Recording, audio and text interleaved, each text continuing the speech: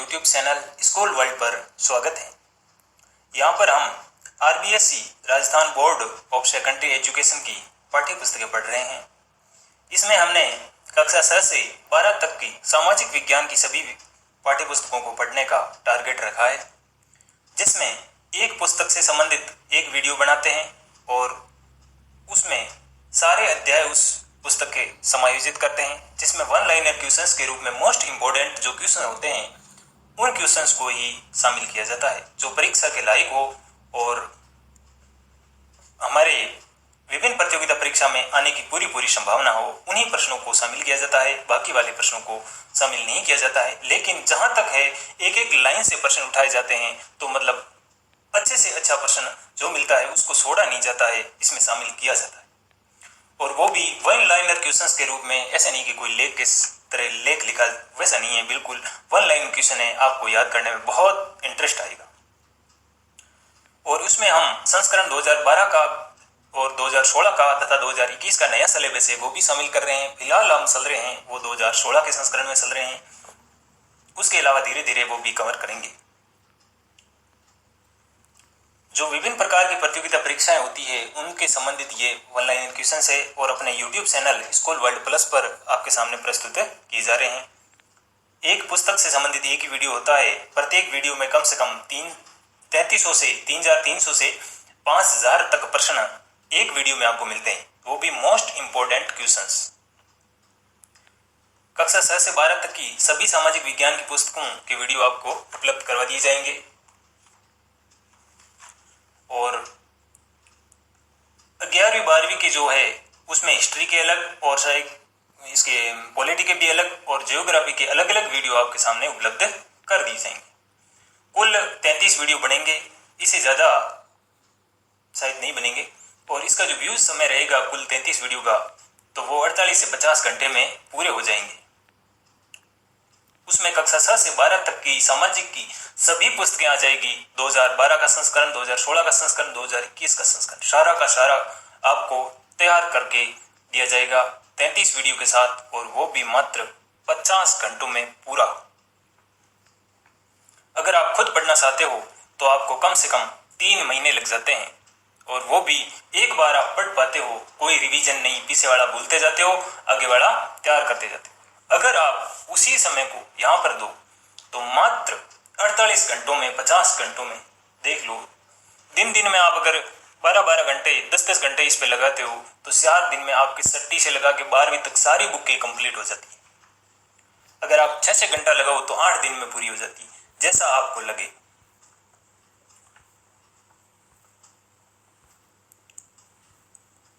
इसमें प्रत्येक लाइन से प्रश्न उठाए गए, ऐसा कोई प्रश्न नहीं छोड़ा गया। आपको पाठ्य पुस्तक पढ़ो तो बहुत अच्छी बात है, पढ़ने की जरूरत ही नहीं पड़ेगी, क्योंकि सारे प्रश्न एक एक लाइन से लिए गए हैं, कोई प्रश्न छोड़ा ही नहीं गया। आपको ये सार संग्रह के रूप में जो मक्खन मिल रहा है, इसकी आप परवाह कीजिए और इसको पढ़िए।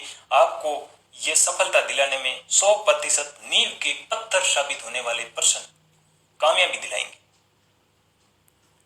इसी के साथ आज अपन शुरू करेंगे कक्षा 9 की सामाजिक विज्ञान। उसमें पहला पाठ विश्व की प्राचीन सभ्यताएं। सिंधु नदी का उद्गम कहां से माना जाता है? तिब्बत के मानसरोवर के निकट सिंध का बाब नामक जलधारा से माना जाता है। सरस्वती नदी का उद्गम कहां से माना जाता है? शिवालिका की पहाड़ियां हिमाचल से। किस स्थान से सरस्वती नदी मैदानी भागों में प्रवेश करती है? आदि बद्री के पास से। सरस्वती नदी वर्तमान में किस रूप में प्रवाहित हो रही है? अंतःसलीला रेत का विस्तार नदी के नाम से। सिंधु सरस्वती सभ्यता का काल किसे माना जाता है? सिंधु सरस्वती सभ्यता का काल है वो 3250 ईस्वी पूर्व से माना जाता है। सिंधु सरस्वती सभ्यता को विलुप्त होने का काल किसे माना जाता है? तो सिंधु सरस्वती सभ्यता का विलुप्त होने का काल है वो 1500 ईस्वी पूर्व माना जाता है। सिंधु सरस्वती सभ्यता का उत्खनन किसने प्रारंभ किया? राय बहादुर शाहनी ने 1921 में। मोहनजोदड़ो का अर्थ क्या है? मुर्दों का टीला। मोहनजोदड़ो टीले की खोज किसने की थी? राखाल दास बनर्जी ने 1922 में। किस सभ्यता के 9 बार बसने व 9 बार उजड़ने के प्रमाण मिलते हैं मोहनजोदड़ो के? सिंधु सभ्यता से जुड़े कितने स्थलों की खोज अब तक की जा चुकी है? 1500 स्थलों की खोज की जा चुकी है। कालीबंगा सभ्यता स्थल की खोज किसने की थी? अमलानंद घोष ने 1953 में। सिंधु घाटी सभ्यता के लोग किसके उपासक थे? मातृ देवी अथवा शिव के। वैदिक सभ्यता का संस्थापक किसे माना जाता है? आर्यों को। शास्त्रों में आर्यों को किस नाम से परिभाषित किया गया है? नियमों का पालन करते हुए विचार व वाणी का सभ्य जीवन यापन करने वाले। वैदिक सभ्यता में ग्रामों का समूह क्या कहलाता है? जन। जन का नेता क्या कहलाता है? गोप, रक्षक या राजन। वैदिक सभ्यता में कितने वर्णों की व्यवस्था की गई है? 4। ब्राह्मण, क्षत्रिय, वैश्य व शूद्र। वैदिक काल में वर्ण व्यवस्था का आधार क्या था? कर्म। वैदिक काल में परिवार का मुखिया क्या कहलाता था? गृहपति। वैदिक काल में सामाजिक जीवन को कितने आश्रमों में विभक्त किया गया है? 4। ब्रह्मचर्य आश्रम, गृहस्थ आश्रम, वानप्रस्थ आश्रम और संन्यास आश्रम। वैदिक काल में जीवन में कितने संस्कार की व्यवस्था की गई है? 16। गर्भाधान, पुष्वन, सीमंतानवन, जातकर्म, नामकरण, निष्क्रमण, अन्नप्राशन, शूडाक्रम, विजयारंभ, कर्णवेद्य, यज्ञोपवीत, वेदारंभ, केशांत, समावर्तन, विवाह और अंत्येष्टि। वैदिक काल में जीवन में कितने संस्कार की व्यवस्था थी? तो 16। कौन कौन से? गर्भाधान, पुष्वन, सीमंतोनयन, जातकर्म, नामकरण, निष्क्रमण, अन्नप्राशन, शूडाक्रम, विजयारंभ, कर्णवेद्य, यज्ञोपवीत, वेदारंभ, केशांत, समावर्तन और विवाह, अंत्येष्टि। वैदिक काल में किस पशु को समृद्धि का प्रतीक माना गया है? गाय को। गाय को अग्न्या भी कहते हैं। ऋग्वेद में कौन से सोने के सिक्के का वर्णन मिलता है? निष्क का। संसार में सबसे अधिक प्राचीन जुते हुए खेतों के प्रमाण है वो कहां से मिलते हैं? तो कालीबंगा से। कालीबंगा सभ्यता से किस लिपि के प्रमाण मिलते हैं? तो सिंधु लिपि के प्रमाण मिलते हैं कालीबंगा से। आहड़ सभ्यता स्थल किस नदी के किनारे विकसित हुई? बनास नदी के किनारे आहड़ सभ्यता विकसित हुई। बनास नदी है वो उदयपुर से निकलती है। संद्रावती सभ्यता स्थल किस नदी के किनारे स्थित था? सिवरनी नदी के किनारे। और संद्रावती सभ्यता स्थल ये सिरोही में पड़ता है। धूलकोट अथवा ताम्रवती के नाम से कौन सी सभ्यता प्रसिद्ध है? आहड़। वैदिक काल के प्रमुख दर्शन। नेक्स्ट पार्ट आता है विश्व के प्रमुख दर्शन। भारत का सबसे प्राचीन दर्शन कौन सा माना जाता है? वैदिक दर्शन। किस वेद में कर्म कांड परक धर्म के उद्देश्य को बताया गया है? सामवेद में। अभिसार परक मंत्रों का संकलन किस वेद में किया गया है? अथर्ववेद में। यज्ञ में गए मंत्रों का संकलन किस वेद में है? सामवेद में। वेद मंत्रों का अभिप्राय व विनियोग की विधि का संकलन किसमें है? ब्राह्मण ग्रंथों में। दार्शनिक चिंतन किस साहित्य की देन है? वैदिक साहित्य की। वसुदेव कुटुंबकम की बात किस दर्शन में की गई है? वैदिक दर्शन में। जैन धर्म के पहले तीर्थकर कौन थे? आदिनाथ, ऋषभदेव। महावीर स्वामी जैन धर्म के कितने तीर्थकर थे? 24वें। महावीर स्वामी का जन्म कहां पर हुआ था? कुंडल ग्राम, वैशाली नगर। महावीर स्वामी का जन्म कब हुआ था? 599 ईस्वी पूर्व। महावीर स्वामी का माता पिता कौन थे? त्रिशला व सिद्धार्थ। महावीर स्वामी के बचपन का नाम क्या था? वृद्धमान। महावीर स्वामी ने 30 वर्ष की आयु में अपने किस भाई की आज्ञा से घर छोड़ दिया? नंदीवर्धन। केवल ज्ञान की प्राप्ति के बाद महावीर स्वामी ने किस नाम से जाने जाते थे? जिन, निर्ग्रंथ या महावीर के नाम से। जिन का शाब्दिक अर्थ क्या है? जीतने वाला। निर्ग्रंथ का शाब्दिक अर्थ क्या है? संदेह मुक्त। 72 वर्ष की आयु में महावीर स्वामी किस स्थान पर निर्वाण को प्राप्त हुए? पावापुरी, बिहार। मोक्ष प्राप्ति हेतु महावीर स्वामी ने कौन से त्रिरत्न बताए? सम्यक ज्ञान, सम्यक दर्शन और सम्यक चरित्र। जैन धर्म के 5 महाव्रत कौन से है? सत्य, अहिंसा, असत्य, अपरिग्रह, ब्रह्मचर्य। पंच महाव्रतों में ब्रह्मचर्य को किसने जोड़ा? 23वें तीर्थकर पार्श्वनाथ ने। महावीर स्वामी के उपदेश व शिक्षाएं किस भाषा में थी? अर्ध मागधी भाषा में। महात्मा बुद्ध का जन्म कहां पर हुआ था? लुम्बिनी वन, कपिलवस्तु, बिहार में 563 ईस्वी में। महात्मा बुद्ध के बचपन का नाम क्या था? सिद्धार्थ। महात्मा बुद्ध का जन्म कहां पर हुआ था? किस कुल में हुआ था? तो गौतम कुल में हुआ था। महात्मा बुद्ध के माता पिता कौन थे? महामाया व सुधोधन। महात्मा बुद्ध का लालन पालन किसने किया था? वी माता प्रजापति गौतमी ने किया था। महात्मा बुद्ध का विवाह किससे हुआ था? यशोधरा से हुआ था। बुद्ध का ज्ञान की खोज में निकल जाना बौद्ध साहित्य में किस नाम से जाना जाता है? महाभिनिष्क्रमण। बोधि वृक्ष कहां पर स्थित था? उरुवेला वन में। ज्ञान प्राप्ति के बाद बौद्ध ने सर्वप्रथम अपने उपदेश कहां पर दिए? बोध गया में तपस्तु व मलिक नामक बंजारों को। बौद्ध के द्वारा अपने 5 साथियों को ज्ञान की धर्म के रूप में दी गई दीक्षा बौद्ध साहित्य में क्या कहलाती है? धर्म चक्र प्रवर्तक। बुद्ध ने अपना शरीर किस स्थान पर त्याग दिया? कुशीनगर, गोरखपुर, 483।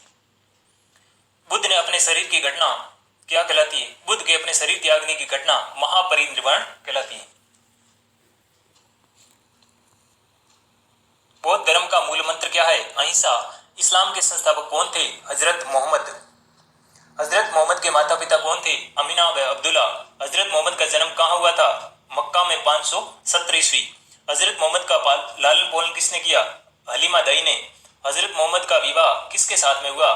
खदीजा के साथ में। हजरत मोहम्मद को किस गुफा में ज्ञान की प्राप्ति हुई? हीरा गुफा में। हजरत मोहम्मद का मक्का को छोड़कर मदीना जाने की घटना क्या कहलाती है? हिजरत। हिजरी शब्द कब प्रारंभ हुआ? 622 ईस्वी में। मदीना में हजरत मोहम्मद का आदर सत्कार करने वाले क्या कहलाए? अंसार। मदद करने वाले अंसार कहलाए। हजरत मोहम्मद के बाद में इस्लाम की बागडोर किसने संभाली? खलीफाओं ने। हजरत मोहम्मद की मृत्यु कब हुई? 632 ईस्वी में। कुरान के अनुसार इस्लाम की 5 प्रमुख शिक्षाएं कौन सी है? कलमा, नमाज, रोजा, जकात व हज। एकेश्वर का समर्थन करने वाली इस्लामिक शिक्षा कौन सी है? कलमा। समय के अनुसार नमाज को किन नामों से जाना जाता है? फजर, जो सूर्योदय होता है उस टाइम बोलते हैं। दोपहर को जोहर के रूप में, और असर के रूप में, तीसरा पहर को मगरिब के रूप में, शाम को और सोने से पहले ईशा के रूप में उसका पाठ किया जाता है। एक साल में 7.5 तोला सोना अथवा 52 तोला चांदी के बराबर व अधिक धन होने पर धन का 40% दान करना इस्लामिक शिक्षा के अनुसार क्या कहलाता है? जकात या दान। ईसाई धर्म के संस्थापक कौन थे? ईसा मसीह। ईसा मसीह का जन्म कहां पर हुआ था? फिलिस्तीन में। ईसा मसीह के माता पिता कौन थे? मरियम व यूसुफ। किस आयु में ईसा मसीह को यहूदियों के द्वारा सूली पर चढ़ाया गया? 30 वर्ष की आयु में। ईसा मसीह के बाद में उसके सिद्धांतों का प्रसार किसने किया? पॉल व पीटर ने। ईसाइयों का पवित्र ग्रंथ कौन सा है? बाइबिल। मूल धार्मिक ईसाई आगे चलकर क्या कहलाए? कैथोलिक। सुधारों का समर्थन करने वाले ईसाई आगे चलकर क्या कहलाए? प्रोटेस्ट। सुधारों का समर्थन करने वाले ईसाई आगे चलकर क्या कहलाए? प्रोटेस्टेंट।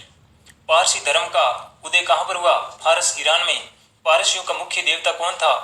पारसियों का मुख्य देवता कौन था? ये एक मिसप्रिंट रह गया है। फारस का प्राचीन धर्म किस नाम से स्वीकार किया गया? फारस का जो प्राचीन धर्म था, पारसी धर्म, वो सरवोन के नाम से स्वीकार किया गया। सरवोन का संस्थापक किसे माना जाता है? जरथुष्ट्र को। जरथुष्ट्र का जन्म कहां पर हुआ था?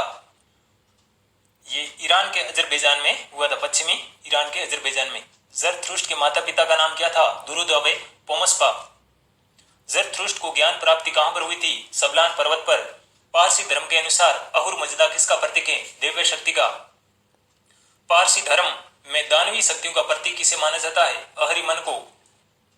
देवीय शक्ति है वो अहुर मजदा और दानवीय शक्ति है वो अहरिमन। पारसी धर्म का पवित्र ग्रंथ कौन सा है? अवेस्ताय जैन। पारसी धर्म का प्रसिद्ध ग्रंथ है वो अवेस्ताय जैन। फिर है नेक्स्ट यूनिट, प्राचीन भारत और विश्व। मध्य एशिया में भारतीय संस्कृति के प्रमुख केंद्र कौन थे? खोतान, पूछा, कारा शहर और तूफान। अभिज्ञान संकुलम किसकी रचना है? कालिदास की। चीनी सम्राट मिगती किन 2 विद्वानों को अपने साथ लेकर चीन गया? धर्मरतन व मातंग को। बौद्ध ग्रंथों का चीनी भाषा में अनुवाद किसने किया? धर्मरतन व मातंग ने। किस तिब्बती राजा ने भारत के साथ वैवाहिक संबंध स्थापित किए? श्रोशांग नेम्पो ने। सम्राट अशोक के पुत्र महेंद्र व पुत्री संघमित्रा को किसने श्रीलंका में राज्य की संरक्षण दिया? राजा तिच्छा ने। ब्रह्मा के किस राज्य में हिंदू धर्म का सर्वाधिक प्रभाव था? मान राज्य में। कंबोज वर्तमान में किस नाम से प्रसिद्ध हुआ है? कंबोडिया के नाम से। कंबोज का प्राचीन नाम क्या था? फुनान। कंबोडिया में किस भारतीय शासक ने अपना राज्य स्थापित किया था? कौंडिन्य ने। कंबोडिया में प्रसिद्ध अंगकोर वाट का मंदिर किसने बनाया? सूर्यवर्मा ने। आधुनिक वियतनाम प्राचीन काल में किस नाम से जाना जाता था? संपा के नाम से। संपा का पहला राजा कौन था? संपा का पहला राजा श्रीमार था। संपा की राजभाषा कौन सी थी? संस्कृत।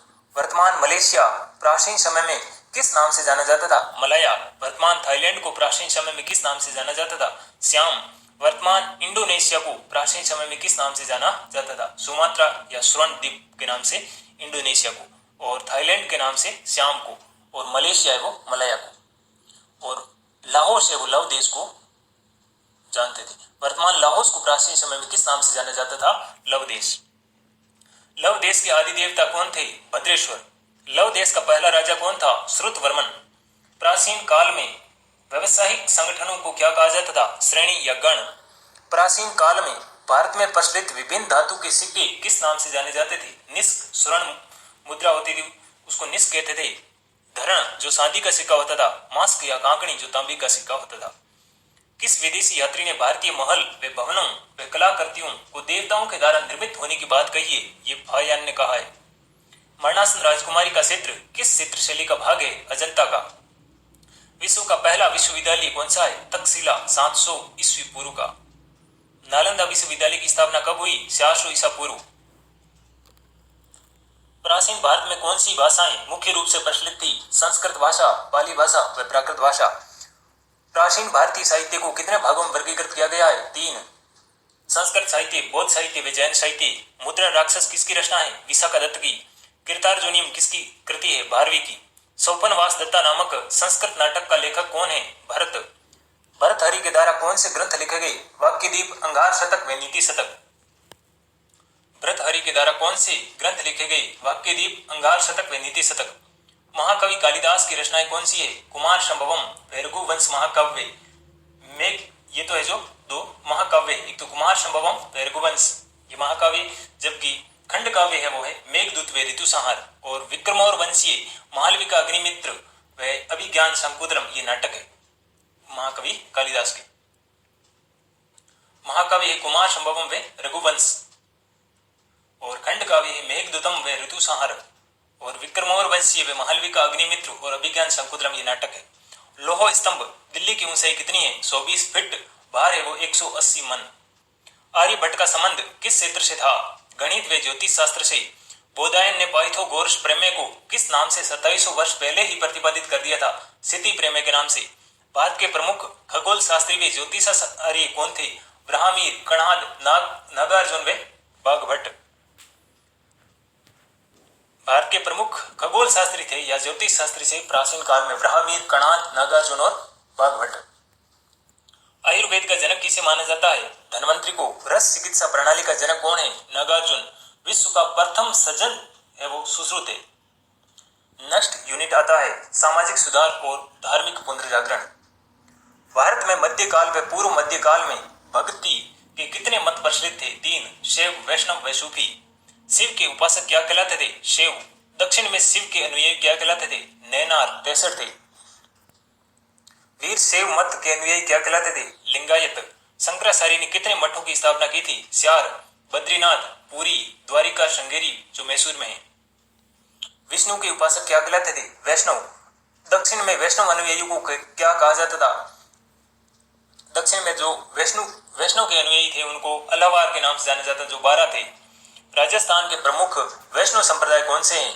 राजस्थान के है वो विष्णोई, रामसनेही, दादू, रामसनेही, निरंजनी, शरणदास जी और लालदास जी। यह जो राजस्थान के प्रमुख वैष्णव संप्रदाय है, विष्णोई, रामसनेही, दादू, निरंजनी, शरणदास जी और लालदास जी। सूफ का शाब्दिक अर्थ क्या है? ऊन। प्रमुख सूफी संप्रदाय कौन से थे? सिस्ती, सुहरावर्दी, कादरी और नक्शबंदी। भारतीय राष्ट्रवाद का अग्रदूत किसे कहा जाता है? राजा राम मोहन राय को। राजा राम मोहन राय का जन्म कब हुआ था? 22 मई 1772 को राधानगर में।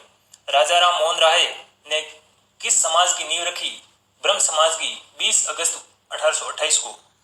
ब्रह्म समाज का आधार क्या है? वेद व उपनिषद। सती प्रथा विरोधी कानून किसने व कब बनाया? विलियम बेंटिंग ने 1829 में। प्रार्थना समाज की स्थापना आत्माराम पांडुरंग किससे प्रभावित थे?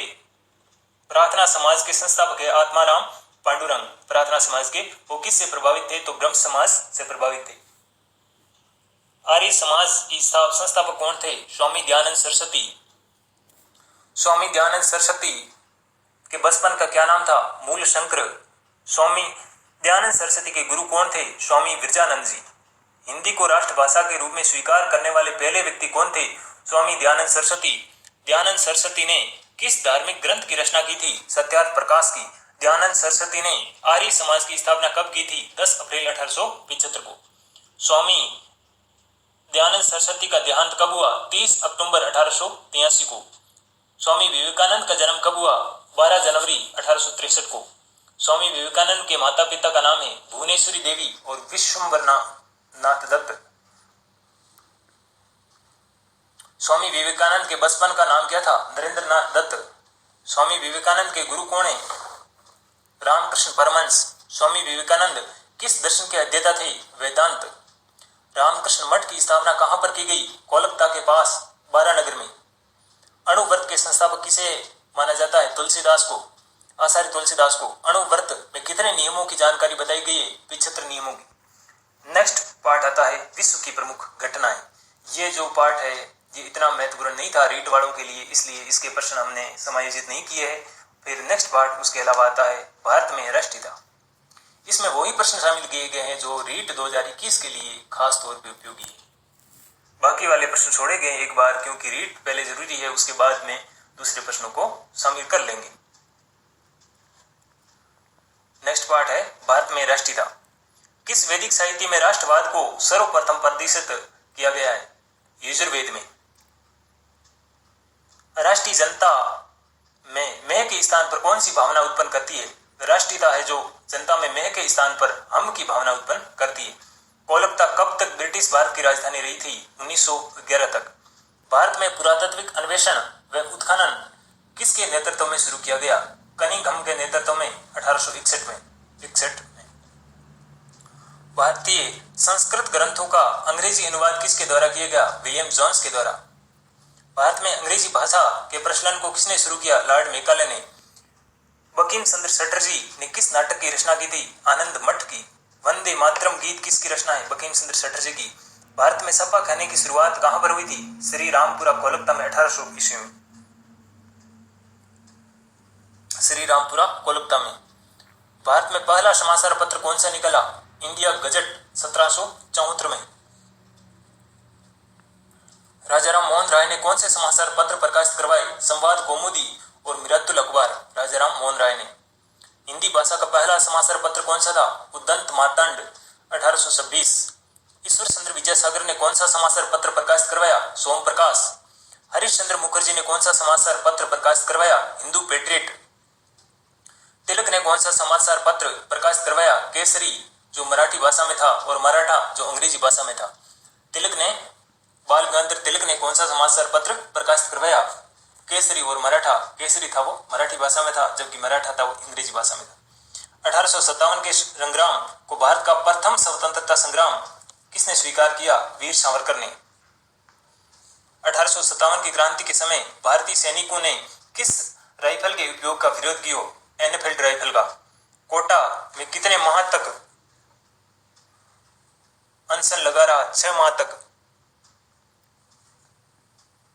राजस्थान में किसने तात्या टोपे को धोखे से पकड़वाया? नरवर का शासक मान सिंह था, उसने तात्या टोपे को पकड़वा लिया राजस्थान में। मेजर बर्टन की हत्या कहां पर की गई? कोटा में। मेजर बर्टन की हत्या है वो कोटा में की गई। फिर नेक्स्ट पार्ट आता है राजस्थान के गौरव। बापा रावल ने किस ऋषि की सेवा की थी? हरित ऋषि की। भारत का सबसे प्राचीन जीवित राजवंश कौन सा है? मेवाड़। पृथ्वीराज चौहान की माता का क्या नाम है? कर्पूरी देवी। पृथ्वीराज किसके बाद सिंहासन पर बैठा? सोमेश्वर देव के बाद। पृथ्वीराज के हाथों में कितनी बार मोहम्मद गौरी ने पराजित होने के प्रमाण मिलते हैं? अमीर महाकाव्य के अनुसार 7 बार, और पृथ्वीराज प्रबंध के अनुसार 8 बार, पृथ्वीराज रासो के अनुसार 21 बार, और प्रबंध चिंतामणि के अनुसार 23 बार। त्राइन के पहले युद्ध में किस राजपूत योद्धा के भाले के वार में गौरी गंभीर रूप से घायल हो गया था? गोविंद राय। त्राइन के पहले युद्ध में किस राजपूत योद्धा के भाले के वार में गौरी गंभीर रूप से घायल हो गया था? गोविंद राय। राणा सांगा का पूरा नाम क्या था? महाराणा संग्राम सिंह। राणा सांगा किसके बाद मेवाड़ का शासक बना? रायमल 1509 में। राणा सांगा किसके बाद मेवाड़ का शासक बना? तो राणा सांगा है वो रायमल के बाद 1509 में। खातौली का युद्ध किसके मध्य हुआ? राणा सांगा व इब्राहिम लोदी के मध्य। बाड़ी का युद्ध धौलपुर में हुआ किसके मध्य? तो राणा सांगा व इब्राहिम लोदी के मध्य। पानीपत का प्रथम युद्ध किसके बीच लड़ा गया? बाबर व इब्राहिम लोदी के मध्य। पानीपत का प्रथम युद्ध किसके बीच लड़ा गया? बाबर व इब्राहिम लोदी के मध्य। बयाना के युद्ध में किसकी सेना विजय हुई? राणा सांगा की। बयाना के युद्ध में किसकी सेना विजय हुई? राणा सांगा की। खानवा का युद्ध किसके मध्य हुआ? बाबर व राणा सांगा के मध्य। राणा सांगा का निधन कब हुआ? 30 जनवरी 1528 कालपी में। मीराबाई का जन्म कहां पर हुआ? कुड़की गांव मेड़ता में। मीरा का विवाह किससे हुआ? भोजराज से 1509 में। मीरा का अंतिम समय कहां पर व्यतीत हुआ? द्वारिका में। विक्रमादित्य की हत्या किसने की? बनवीर ने। उदय सिंह की धाय मां कौन थी? पन्ना। पन्ना ने उदय सिंह के स्थान पर किसे सुलाया? संदन को। पन्ना उदय सिंह को लेकर कहां आ गई? देवलिया के जहांगीरदार राम सिंह के पास। पन्ना उदय सिंह को लेकर कहां पर गई? देवलिया के जागीरदार राम सिंह के पास। कुंभलगढ़ में उदय सिंह किस पहचान के साथ बड़े हुए? किलेदार आशा देवपुरा का भांजा के रूप में। दुर्गादास राठौड़ का जन्म कब हुआ? 1638 में। दुर्गादास राठौड़ के पिता का क्या नाम था? आस्करण। दुर्गादास ने अपना बचपन कहां पर व्यतीत किया? लोना गांव में। दुर्गादास ने किस साथी निराज परिवार रक्षार्थ में 70 साथियों सहित शाही सेना से मुकाबला किया? तो राठौड़ रणछोड़ दास ने। दुर्गादास का एक साथी था, उसका नाम था राठौड़ रणछोड़ दास जी, जो राठौड़ जाति के थे। उन्होंने 70 साथियों के साथ में अपने दुर्गादास का रक्षा की थी। मेवाड़ के शासक ने दुर्गादास राठौड़ को कौन सी रियासत दी थी? मेवाड़ के शासक ने दुर्गादास राठौड़ को है वो विजयपुर की रियासत दी थी। गिरी सुमेल का युद्ध किसके मध्य हुआ? जैता कुंपा व शेरशाह के मध्य 5 जनवरी 1544 ईस्वी को। जैता कुंपा किसके सेनापति थे? जैता और कुंपा मालदेव के सेनापति ये जो थे, और मालदेव को इन्होंने यहाँ से भगा दिया था शेरशाह ने। फिर जैता और कुंपा ने कहा कि हमारे पे विश्वास हमारे राजा को नहीं था, फिर भी हम तो हमारा फर्ज निभाएंगे और ये युद्ध में लड़ते हैं। और इस बात का मालदेव को भ्रम में रह जाता है कि क्या पता ये अविश्वास मेरे साथ हो जाए, और मालदेव यहाँ से भाग गया। लेकिन आखिर में जो गिरी सुमेल का युद्ध होता है वो जैता और कुंपा के मध्य और शेरशाह के मध्य होता है 5 जनवरी 1544 को। यदि मालदेव नहीं भागता तो इनकी जीत होती। फिर है वो जीत इसमें मालदेव की न होकर के शेरशाह की हो जाती है। फिर जैता कुंपा किसके सेनापति थे? मालदेव के। एक मुट्ठी बाजरे के खातिर मैं सारे हिंदुस्तान की बादशाह खो देता, ये किसने कहा? शेरशाह सूरी ने ये बात कही थी कि भाई इतना भयानक युद्ध हुआ था, ये जीत नहीं पाए थे, लेकिन फिर बाद में जैसे तैसे करके इन्होंने जीत हासिल कर ली। खेजड़ली की रक्षा में प्राण गंवाने वाली वीरांगना कौन थी? अमृता देवी बिश्नोई, जो 1763 में ये बात हुई थी। 363 उसमें महिलाएं हुई थी, महिला और पुरुष जो बलिदान दिया था 1773 के बाद, 1730 की सॉरी। खेजड़ली घटना के समय जोधपुर का शासक कौन था? अभय सिंह। अभय सिंह ने वृक्ष काटने का कार्य किसे दिया गया? गिरधर दास भंडारी को। सर साठे रूह रहे तो भी सस्तो जान, ये किसने कहा था? अमृता देवी ने। सूरजमल किसके पुत्र थे? बदन सिंह के। जाटों का प्लेटो किसे कहा जाता है? महाराजा सूरजमल जाट को। अहमद शाह अब्दाली से हार के बाद किसने मराठों को शरण दी थी? तो ये सूरजमल ने मराठों को शरण दी थी अहमद शाह अब्दाली से हार के बाद में। भीलों के उद्धार हेतु किसने जनजाति व सुधार आंदोलन चलाया? तो ये गोविंद गिरी ने चलाया भीलों के उद्धार के लिए। गोविंद गुरु ने भीलों को संगठित करने के लिए किसकी स्थापना की? संप सभा की स्थापना की भीलों को संगठित करने के लिए। भगत आंदोलन किसने चलाया? गोविंद गुरु ने। राजस्थान का जलियांवाला हत्याकांड कब हुआ? 17 नवंबर 1913 को मानगढ़ पहाड़ी पर। कालीबाई भील कहाँ की निवासी थी? रास्तापाल डूंगरपुर की। नाना भाई खाट को पुलिस के द्वारा जबरन कब गिरफ्तार किया गया? 19 जून 1947 को। किसे बचाने के लिए कालीबाई ने अपना प्राणों की आहुति दी थी? सेंगाभाई को। कालीबाई की शहादत पर प्रतिवर्ष मेला कहाँ पर लगता है? रास्तापाल में। धर्म धरा व दैनु की रक्षा जिन महापुरुषों ने अपने कार्य किए वो थे लोक देवता। तेजाजी के गांव, तेजाजी किस गांव के निवासी थे? खरनालिया नागौर के। तेजाजी ने अपने ससुराल में किसके घर पर रात गुजारी थी? लासा गुजरी के घर। तेजाजी का मेला कब भरता है? भाद्रपद शुक्ल दशमी को, और इसी दिन खेजड़ली का मेला भरता है। जो विश्व का एकमात्र खेजड़ली का मेला भरता है वो इसी दिन भरता है, भाद्रपद शुक्ला दशमी को, खेजड़ली गांव में। गोगा जी कहाँ के निवासी थे? ददरेवा चूरू के। गोगा जी के माता पिता कौन थे? बांसल व जेवर। गोगा जी का विवाह किससे हुआ था? गोगा जी का विवाह है वो केमल दे से हुआ था। केमल दे के पिता का नाम था बूढ़ो जी। अर्जन व सर्जन किसके मौसेरे भाई थे? तो गोगा जी के। और किसकी तरफ से लड़ते हुए अर्जन व सर्जन मारे गए? फिरोज शाह तुगलक की तरफ से ये लड़े, क्योंकि आपस में इनकी विवाद हो गया था। तो ये अर्जन और सर्जन मौसेरे भाई है वो फिरोज शाह तुगलक से जाके मिल जाते हैं और फिर युद्ध करते हैं। तो गोगा जी इनसे लड़ते हुए काम आ जाते हैं। गोगा नवमी कब मनाई जाती है? भाद्रपद कृष्ण नवमी को, भाद्रपद कृष्ण नवमी के दिन गोगा नवमी मनाई जाती है। गोगा राखड़ी में कितनी गांठें होती है? 9। गोगा राखड़ी में बांधी जाती है। गोगा राखड़ी किसकी बांधी जाती है? हल और आली के। गोगा जी के थान को क्या कहा जाता है? गोगा मेढ़ी। गोगा जी के थान हमेशा किस वृक्ष के नीचा होता है? खेजड़ी के। गोगा जी के ध्वज को क्या कहते हैं? निशान। बाबूजी राठौड़ कहाँ के रहने वाले थे? बाबूजी राठौड़ कोल्लूगढ़ के रहने वाले थे। चंदा और डामा किसके सहयोगी थे? बाबूजी के सहयोगी थे चंदा और डामा। बाबूजी की सगाई कहां पर हुई थी? छोटे राणा के यहाँ हुई थी। ये पाकिस्तान में पड़ता है। बाबूजी की धर्म बहन कौन थी? देवल। देवल की घोड़ी का क्या नाम था? केसर काड़मी। किससे लड़ते हुए बाबूजी वीर गति प्राप्त होते हैं? तो जिंदराव खींसी से लड़ते हुए। रामदेव जी के माता पिता कौन थे? मैणा देवी व अजमाल जी। रामदेव जी का विवाह किसके साथ हुआ? नेतल देवी के साथ में हुआ। रामदेव जी की दलित धर्म बहन कौन थी? डालीबाई। रामदेव जी के मंदिर क्या कहलाते हैं? देवल व देवरा। एक बात आपको मैं बताना चाहता हूं, ये प्रश्न आप पढ़ रहे हो, ये प्रश्न आपको बहुत सरल लग रहे, बहुत सरल प्रश्न है, लेकिन परीक्षा में आ गए तो पसीना छूट जाएगा प्यारों। ध्यान से पढ़ लो इसको। आपको आते हैं, मान लिया आते हैं, लेकिन इतने भी नहीं आते हैं कि आप इसको सरल समझे हो। इतने सरल है। पेमल दे और केमल दे कहीं आ गया ना, चक्र में फंस जाओगे। इसलिए पूरा पूरा ध्यान लगा के पढ़ लो। कोई पढ़ने में ज्यादा टाइम नहीं लग रहा है। नेक्स्ट प्रश्न है, खेजड़ी के नीचे रामदेव जी के किस सेने की पूजा की जाती है? पगलिए या शरण की। रामदेव जी का मेला कब भरता है? भाद्रपद शुक्ल द्वितीया से दसवीं तक। भाद्रपद शुक्ला द्वितीया से दसवीं तक रामदेव जी का मेला भरता है। देवनारायण जी किस वंश के थे? बगड़ावत नागवंशी गुजर थे। देवनारायण जी के माता पिता कौन थे? शेडू वैश्वाई भोज थे। गुर्जर समाज देवनारायण जी को किसका स्वरूप मानते हैं? विष्णु का। देवनारायण जी का प्रथम पुजारी कौन था? उसका पुत्र बिला। देवनारायण जी की पत्नी कौन थी? People they. देवनारायण जी की पत्नी थी पीपल दे। और गोगा जी की पत्नी कौन थी? केमल दे। ध्यान से याद कर लो इसको। देवनारायण जी प्रातः उठते ही किस गाय का दर्शन करते थे? सरे माता के। ग्वालों का देवता किसे कहा जाता है? देवनारायण जी को।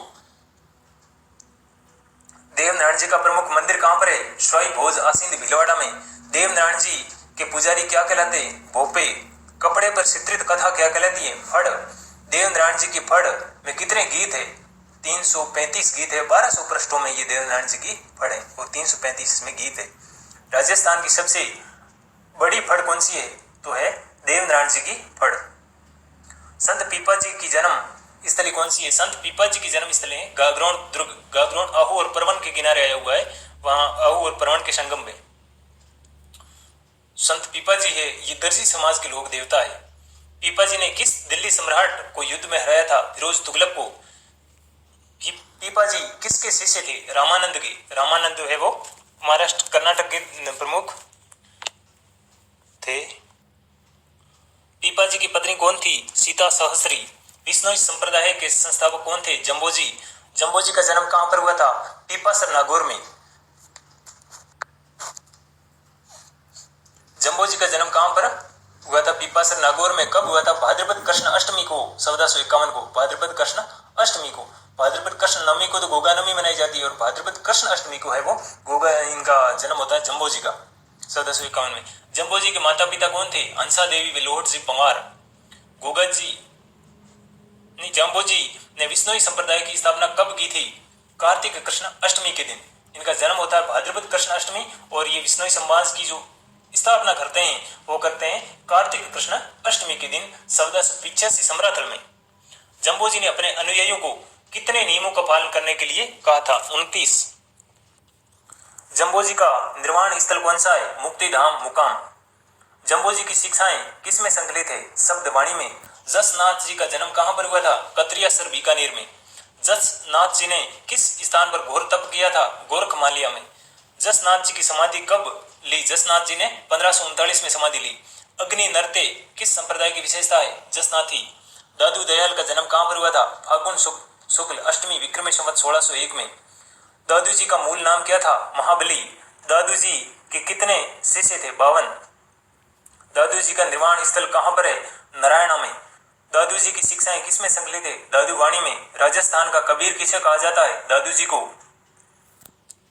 राम स्नेही संप्रदाय का संस्थापक किसे माना जाता है? रामशरण जी को। रामशरण जी का मूल नाम क्या था? रामकिशन विजयवर्गीय। रामशरण जी के माता पिता कौन थे? देवहूति देवी व बख्तराम। रामशरण जी की पत्नी का क्या नाम था? गुलाब कंवर। रामशरण जी किसके शिष्य थे? कृपाराम के। रामशरण जी ने किस स्थान पर तपस्या की थी? भीलवाड़ा की मियां सन जी की पहाड़ी पर। रामशरण जी की शिक्षाएं किसमें संकलित है? अभिनव वाणी में। राम स्नेही संप्रदाय का प्रमुख आस्था स्थल कौन सा है? शाहपुरा भीलवाड़ा। आसारी भिक्षु का जन्म कहां पर हुआ था? कंटारिया गांव पाली में। आसारी भिक्षु ने किसे अपना गुरु स्वीकार किया? आसारी रघुनाथ जी को। आसारी भिक्षु के मूल नाम क्या था? भीखंड जी। तेरापंथी संप्रदाय का प्रवर्तक किसे माना जाता है? आसारी भिक्षु को। तेरा पंथ की स्थापना कहां पर की गई थी? केलवा पाली में। आसारी भिक्षु का स्वर्गारोहण कहां पर हुआ? सिरियारी पाली में 1803 में। भारत में रियासती विभाग की स्थापना कब हुई थी? 27 जून 1947 को। 27 जून 1947 में है जो भारत में रियासती विभाग की स्थापना हो चुकी थी। फिर नेक्स्ट यूनिट आता है भारत में राजनीतिक विकास। ये पार्ट रीड के लायक नहीं है, इसलिए इसके प्रश्न हमने आज इसमें नहीं लिए। फिर नेक्स्ट टॉपिक के साथ में लेंगे। फिर है नेक्स्ट यूनिट भारत का संविधान। पहली बार अंग्रेजों ने भारतीय संविधान निर्माण प्रस्तावना को कब स्वीकार किया? 1940 में अगस्त प्रस्ताव के साथ में। इंग्लैंड को किस सरकार ने सत्ता में आते ही भारत में 3 सदस्यीय सहयोग कैबिनेट मिशन को भेजा? Labour party. भारतीय संविधान सभा में मनोनीत सदस्य कहां से थे? देशी रियासतों से। संविधान सभा की सदस्य संख्या कितनी निर्धारित की गई? 389। 296 ब्रिटिश भारत से और 93 देशी रियासतों से। देश का सांप्रदायिक आधार पर विभाजन किस योजना में हुआ? माउंट बेटन योजना में 3 जून 1947 को। संविधान सभा में पुनर्गठन के बाद में कितने सदस्य भारतीय संविधान सभा के सदस्य थे? 324। किस रियासत का कोई सदस्य संविधान सभा का सदस्य नहीं था? ऐसी कौन सी रियासत थी जिसका सदस्य कोई था ही नहीं संविधान सभा में? हैदराबाद। संविधान सभा की पहली बैठक में किसे अस्थायी अध्यक्ष बनाया गया? सच्चिदानंद सिन्हा को। संविधान सभा का स्थायी अध्यक्ष किसे बनाया गया? डॉक्टर राजेंद्र प्रसाद को 11 दिसंबर 1946 को। संविधान सभा में वैधानिक सलाहकार के रूप में किसे चुना गया? BN राव को। प्रारूप समिति का गठन कब किया गया? 1947 को। प्रारूप समिति का अध्यक्ष किसे चुना गया? डॉक्टर भीमराव अंबेडकर को। भारतीय संविधान का जनक किसे कहते हैं? डॉक्टर भीमराव अंबेडकर को। भारत का संविधान बनकर तैयार कब हुआ? 26 नवंबर 1949 को। भारत का संविधान अंगीकृत, अधिनियमित व आत्मप्रत कब किया गया? 26 नवंबर 1949 को।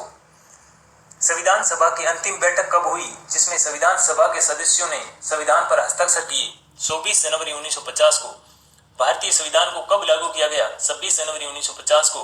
मूल संविधान की प्रस्तावना को किस नाम से जाना जाता है? उद्देशिका।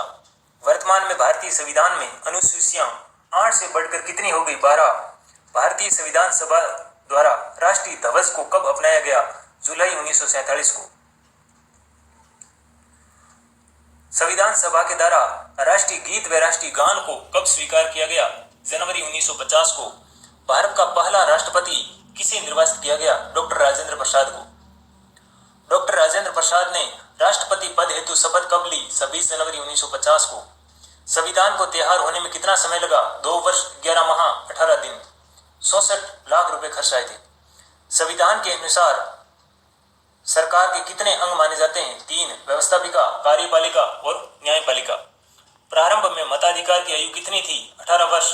और अब प्रारंभ में 21 वर्ष थी, अब है 18 वर्ष। संविधान के किस भाग में मौलिक अधिकारों की बात की गई है? 3 में, भाग 3 में। भारतीय संविधान भारतीय नागरिकों को कितने मौलिक अधिकार देता है? 6 मौलिक अधिकारों व सर्वोच्च न्यायपालिका की धारणा किस देश के संविधान से ली गई है? अमेरिका से। संसदात्मक शासन व्यवस्था किस देश के संविधान से ली गई है? ब्रिटिश से। नीति निर्देशक तत्व किस देश के संविधान से लिए गए? आयरलैंड से। भारतीय संविधान के मूल अधिकारों का वर्णन कहां पर है? भाग 3 के अनुच्छेद 12 से 35 तक। किस मुगल किस मूल अधिकार को 44वें संविधान संशोधन 1978 के तहत हटा दिया गया? संपत्ति के अधिकार को। संविधान के किस भाग में नीति निर्देशक तत्वों के लिए प्रावधान किए गए? भाग 4 अनुच्छेद 36 से 51 तक। नागरिकों के मूल अधिकारों की संख्या कितनी है? 11। भारतीय संविधान का विस्तार कितना है? 1 प्रस्तावना है, 12 अनुसूचियां हैं, 22 भाग है, 395 अनुच्छेद है। संविधान सभा के द्वारा गठित समितियों में सबसे महत्वपूर्ण समिति कौन सी है? प्रारूप समिति। नेक्स्ट यूनिट है स्थानीय स्वशासन। कौटिल्य ने नगरीय संस्थाओं को क्या नाम बताया? पूर्व। कौटिल्य ने ग्रामीण क्षेत्र में सरपंच को किस नाम से संबोधित किया? गोप। सोल शासक के दौरान गांवों में कौन सी शासन व्यवस्था थी? नाडु या परिषदें। सबसे पहले राजस्थान की किस रियासत ने स्वतंत्रता से पहले ही पंचायती राज कानून बनाए? बीकानेर ने बनाए थे 1929 में, फिर जयपुर ने 1938 में बनाए और सिरोही ने बनाए 1943 में और भरतपुर ने 1944, करौली ने भी 1949 में बना दिए थे कानून। कौन से कानून? पंचायती राज कानून। सबसे पहले राजस्थान की किस रियासत ने स्वतंत्रता से पहले भी पंचायती राज कानून बना दिए थे? बीकानेर ने बनाए थे 1929 में, फिर जयपुर ने जो 38 में बना दिए और सिरोही ने 43 में और 44 में भरतपुर ने, 49 में करौली ने। राजस्थान में सर्वप्रथम पंचायती राज अध्यादेश कहां पर लागू किया गया? संयुक्त राजस्थान 1948 में। राजस्थान पंचायती राज अधिनियम 1953 कब लागू किया गया? 1 जनवरी 1954 को लागू किया गया। राजस्थान पंचायती राज अधिनियम 1953 को लागू किया गया 1 जनवरी 1954 को। राजस्थान में आधुनिक त्रिस्तरीय पंचायती राज व्यवस्था का शुभारंभ कहां से हुआ? नागौर से हुआ 2 अक्टूबर 1959 को। नगरीय स्थानीय स्वशासन के लिए राजस्थान में कौन सा अधिनियम लागू किया गया? राजस्थान नगरपालिका अधिनियम 2009। नगरीय स्थानीय स्वशासन के लिए राजस्थान में कौन सा अधिनियम लागू किया गया? राजस्थान नगरपालिका अधिनियम 2009। ग्राम सभा को संवैधानिक मान्यता कब मिली? 73वें संविधान संशोधन के तहत 1993 को। ग्राम सभा को संवैधानिक मान्यता कब मिली? 73वें संविधान संशोधन के तहत 1993 को। ग्राम सभा की बैठकों की अध्यक्षता कौन करता है? सरपंच की अनुपस्थिति में उप सरपंच के द्वारा। ग्राम पंचायत अपने क्रियाकलापों के लिए किसके प्रति जिम्मेदार होता है? ग्राम सभा के। राजस्थान पंचायती राज अधिनियम 1954 के अनुसार राज्य में 3000 तक की ग्राम पंचायत के लिए कितने वार्ड व जन प्रतिनिधियों का प्रावधान किया गया? 1 सरपंच तथा 9 वार्ड पंच। 3000 से अधिक जनसंख्या पर वार्ड का निर्धारण किस आधार पर होता है? प्रत्येक 1000 अथवा उसके पंच पर 2 अतिरिक्त। 3000 से अधिक जनसंख्या पर वार्डों का निर्धारण किस आधार पर होता है? प्रत्येक 1000 अथवा उसके अंश पर 2 अतिरिक्त। 1000 पे 2 और हो जाते हैं वार्ड। यदि किसी ग्राम पंचायत में 5800 जनसंख्या है तो उसमें वार्ड कितने होंगे? तो 6000 इसको मान लेंगे, तो फिर 9 तो होते ही है, फिर 2 और जोड़ दो 1000 पे, तो कुल मिला के 15 हो जाते हैं 2000 पे।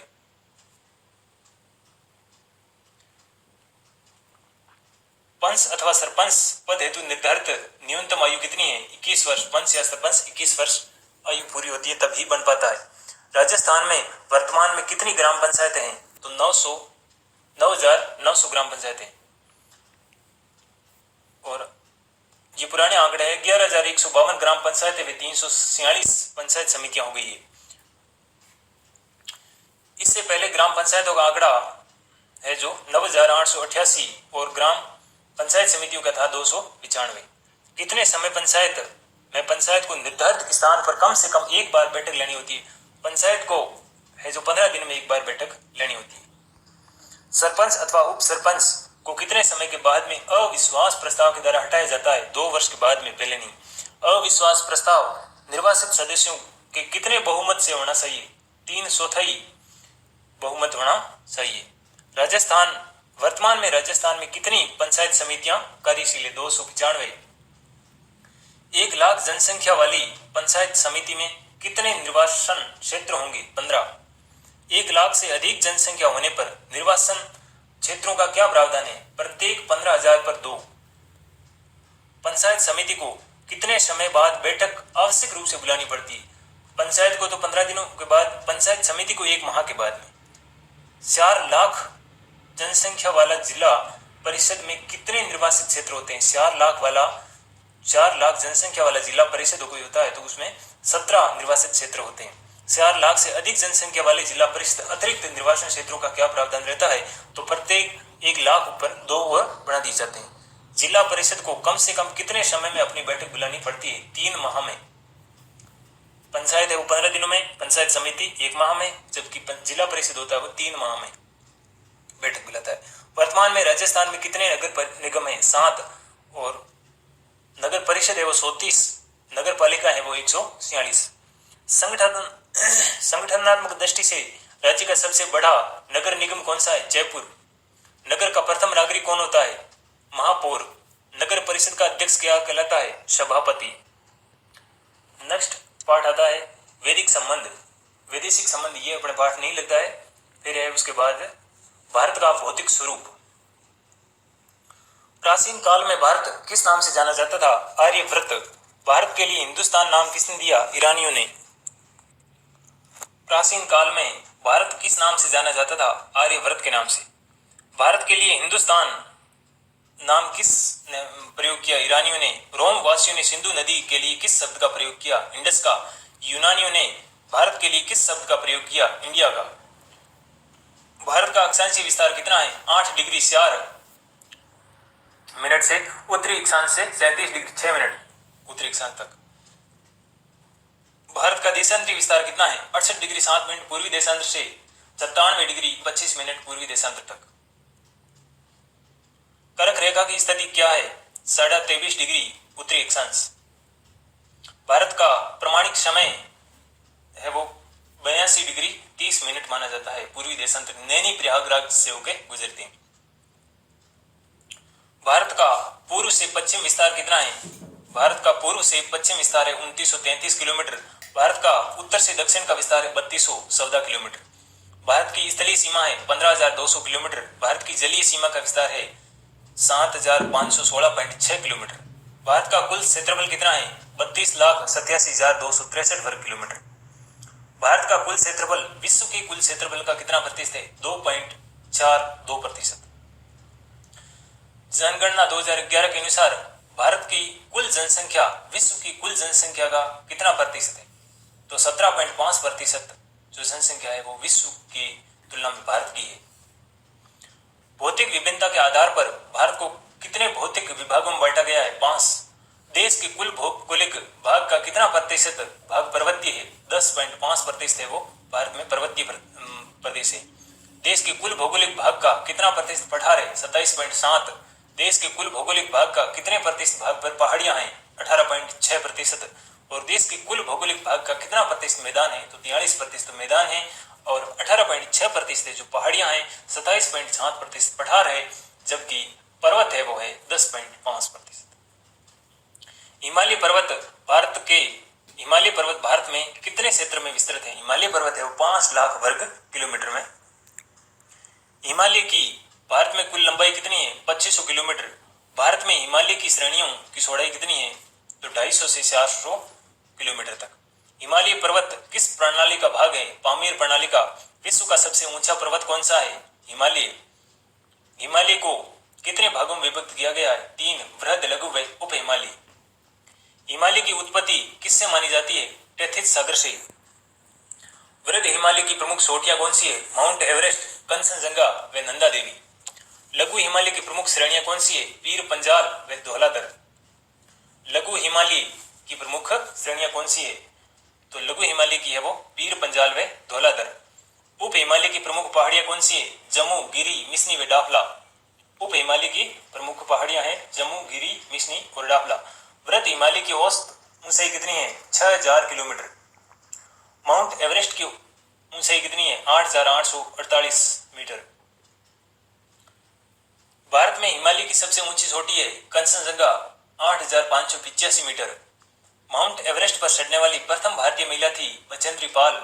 वृहद हिमालय में कौन से दर्रे प्रमुख है? जोजिला, सिपकिला, माना व नीतिला। हिमालय की नदियों का उद्गम किस भाग से होता है? वृहद हिमालय से। लघु हिमालय की औसत ऊंचाई कितनी है? 3000 मीटर। हिमालय के किस भाग में कोणधारी वन तथा ढाल युक्त घास के मैदान पाए जाते हैं? लघु मध्य हिमालय में, लघु या मध्य हिमालय में। लघु हिमालय का प्रमुख दर्रा कौन सा है? बनिहाल दर्रा। उप हिमालय शिवालिक श्रेणी का विस्तार कितना है? पोठवार बेसिन से कोसी नदी तक। उप हिमालय में बने ऊंच से घाटी मैदान क्या कहलाते हैं? उप हिमालय में बने ऊंच से घाटी के मैदान है वो पूर्व में द्वार तथा पश्चिम में दून कहलाते हैं। भारत में विशाल मैदान की लंबाई कितनी है? भारत के विशाल मैदान की लंबाई है वो 120 किलोमीटर है। उत्तर में विशाल मैदान का क्षेत्रफल कितना है? तो 7 लाख वर्ग किलोमीटर में है उत्तर का विशाल मैदान, और जो हिमालय था वो 5 लाख वर्ग किलोमीटर में था। दो नदियों के बीच का क्षेत्र दोहाब के नाम से जाना जाता है। किस क्षेत्र में हिमालय की नदियां भूमिगत होकर प्रवाहित होती हैं? भाबर प्रदेश में सतलज से तिस्ता नदी के मध्य। मैदानों में किस भाग में भाबर की नदियां पुनः धरातल प्रकट होती हैं? तराई में। प्राचीन तलछट से निर्मित मैदानों के वे भाग जहां बाढ़ का पानी प्रतिवर्ष पहुंच जाता है वो क्या कहलाते हैं? खादर। और प्रतिवर्ष नहीं पहुंच पाता है वो बागर कहलाते हैं। बालू का स्पोतों में एकत्रित बरसाती जल से बनी हुई अस्थायी झील क्या कहलाती है? ढाढ्यारन। थार के मरुस्थल की प्रमुख खारे पानी की झील कौन सी है? सांबर, डिडवाना, पंचभद्रा व लूणकरण।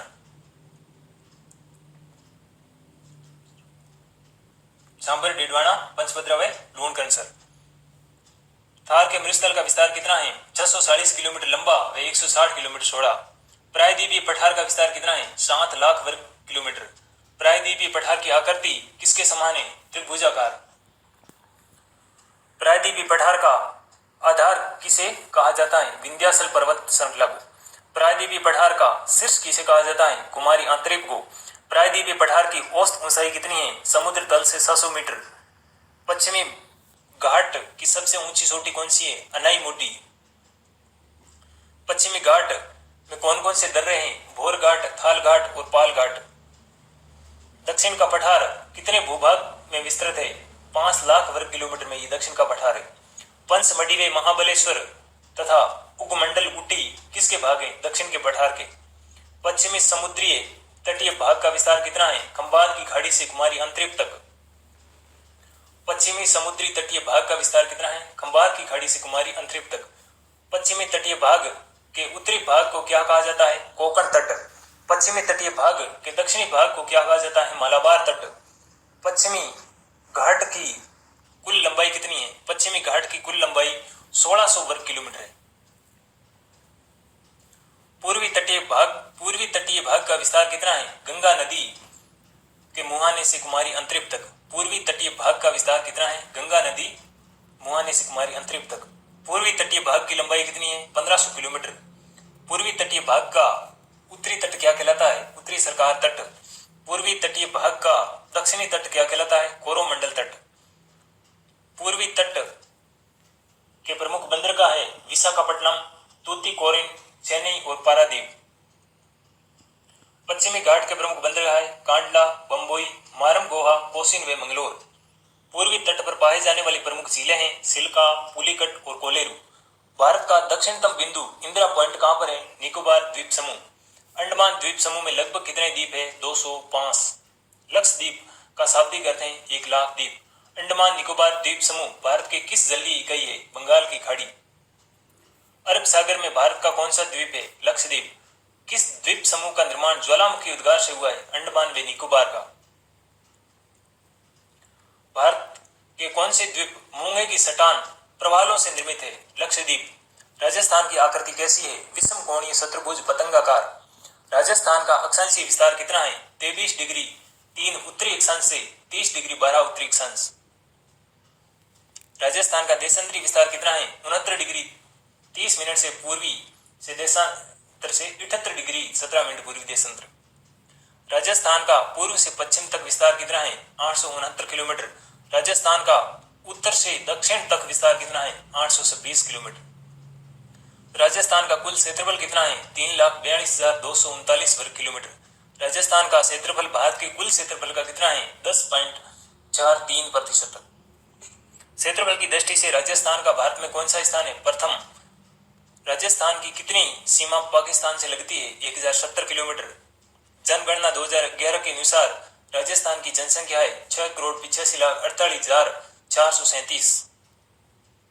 राजस्थान का औसत जनसंख्या घनत्व कितना है? 200 व्यक्ति प्रति वर्ग किलोमीटर। क्षेत्रफल की दृष्टि से राजस्थान का सबसे बड़ा जिला कौन सा है? जैसलमेर। क्षेत्रफल की दृष्टि से राजस्थान का सबसे छोटा जिला कौन सा है? धौलपुर। राजस्थान को भौतिक विभिन्नताओं के आधार पर कितने भागों में विभक्त किया गया है? 5।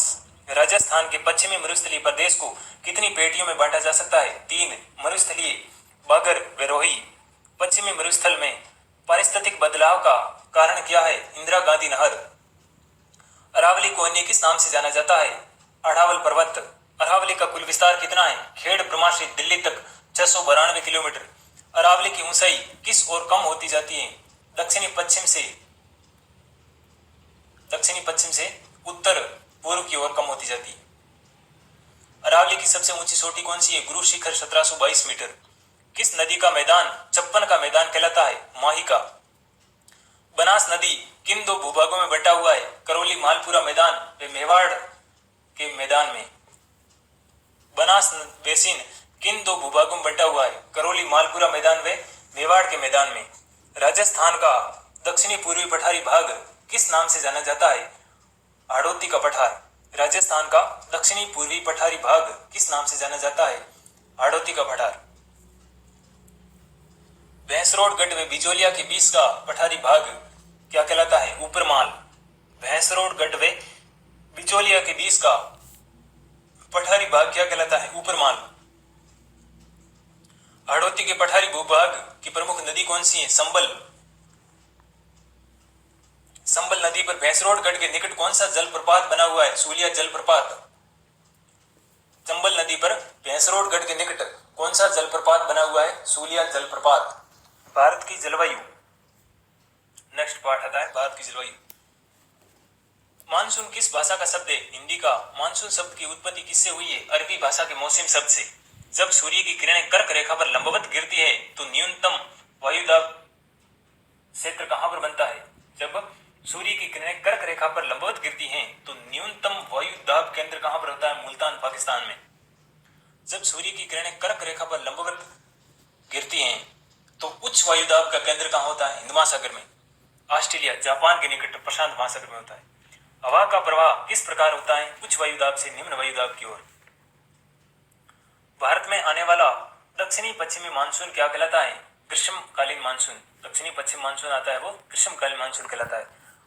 दक्षिणी गोलार्ध पर सूर्य के सीधा समकने पर उच्च वायुदाब का क्षेत्र कहां बनता है? दक्षिणी गोलार्ध पर सूर्य के सीधा समकने पर उच्च वायुदाब का केंद्र बनता है वो मुल्तान, पाकिस्तान और बेकाल झील में बनता है।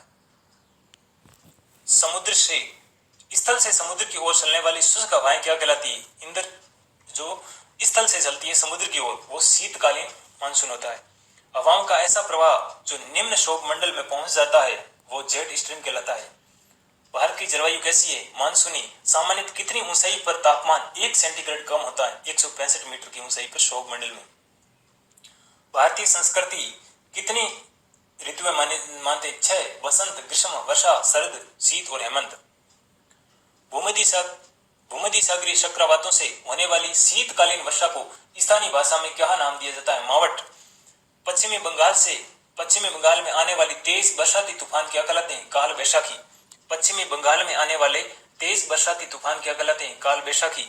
मालाबार तट पर होने वाली मानसून की पहली वर्षा क्या कहलाती है? आम्र वर्षा। मालाबार तट पर होने वाली मानसून की पहली वर्षा क्या कहलाती है? आम्र वर्षा। कहवा उत्पादन होने के लिए मानसून की पहली वर्षा क्या कहलाती है? फूलों की वर्षा।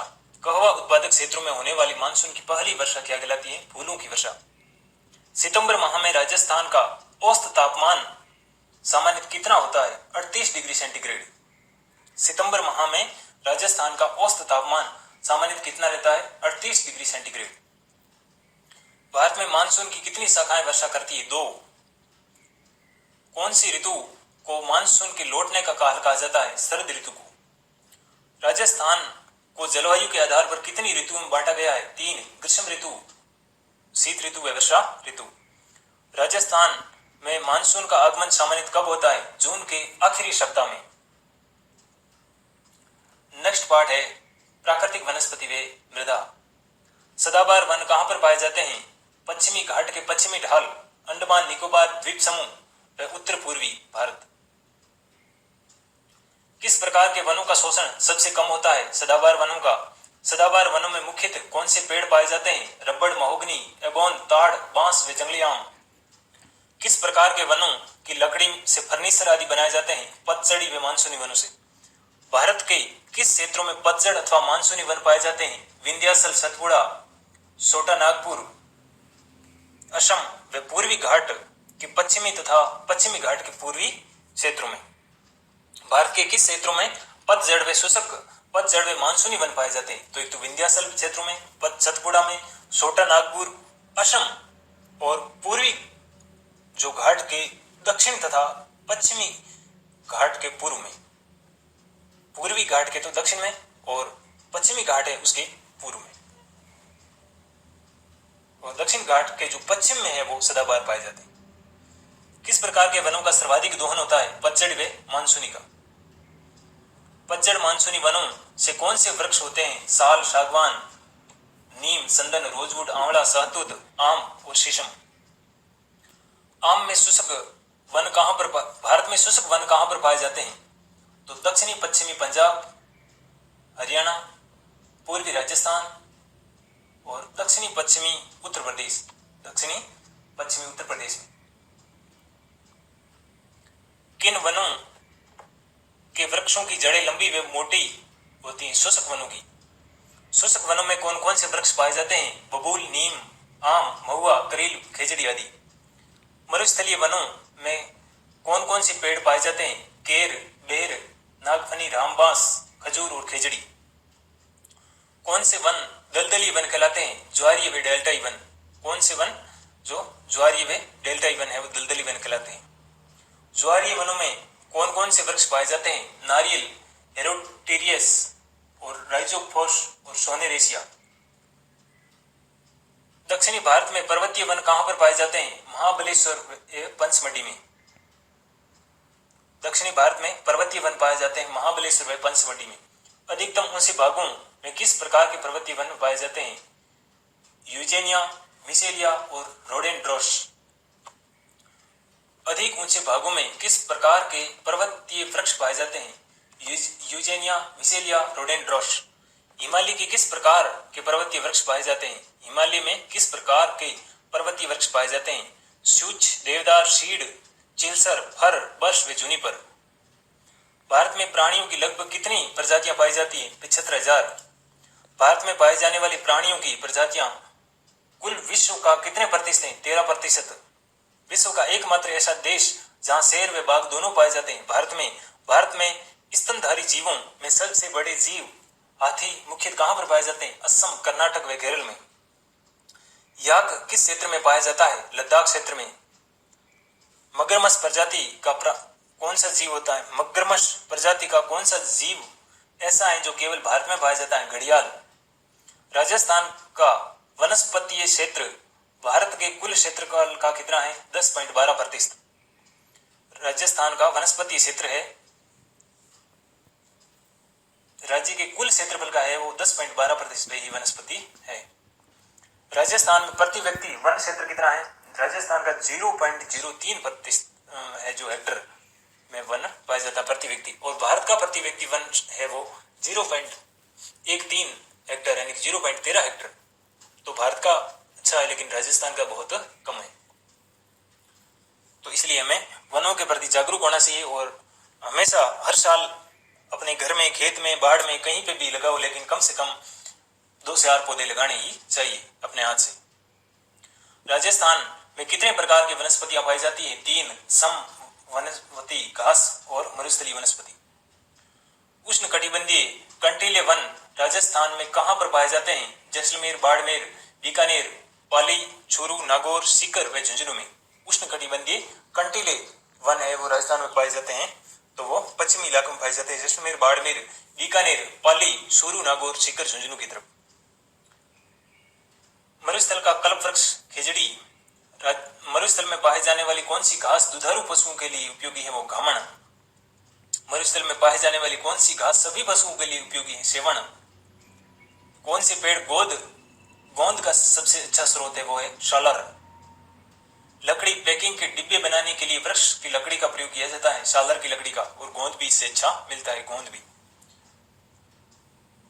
राजस्थान में सालर वन कहां पर पाए जाते हैं? उदयपुर, राजसमंद, चित्तौड़, अजमेर, जयपुर और सीकर की तरफ। राजस्थान में पाए जाने वाले किस वृक्ष की लकड़ी सबसे कठोर होती है?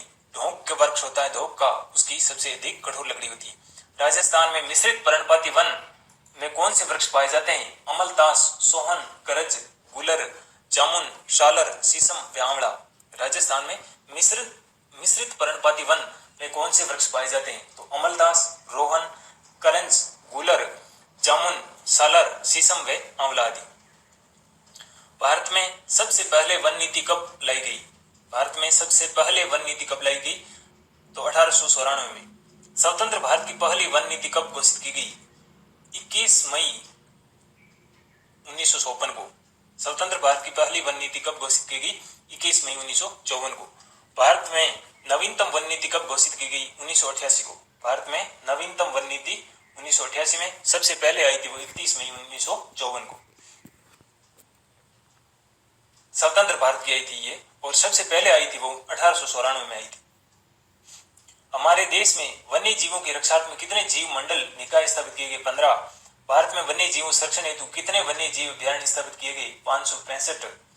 भारत में कितने राष्ट्रीय उद्यान स्थित है? 89। ये सारे आंकड़े हैं जो पुरानी बुक के हिसाब से है आरबीएससी की, तो इसको इस तरह ही अपन याद कर सकते हैं। बाकी न्यूनतम अपडेट है वो अपने को सबको पता ही होता है।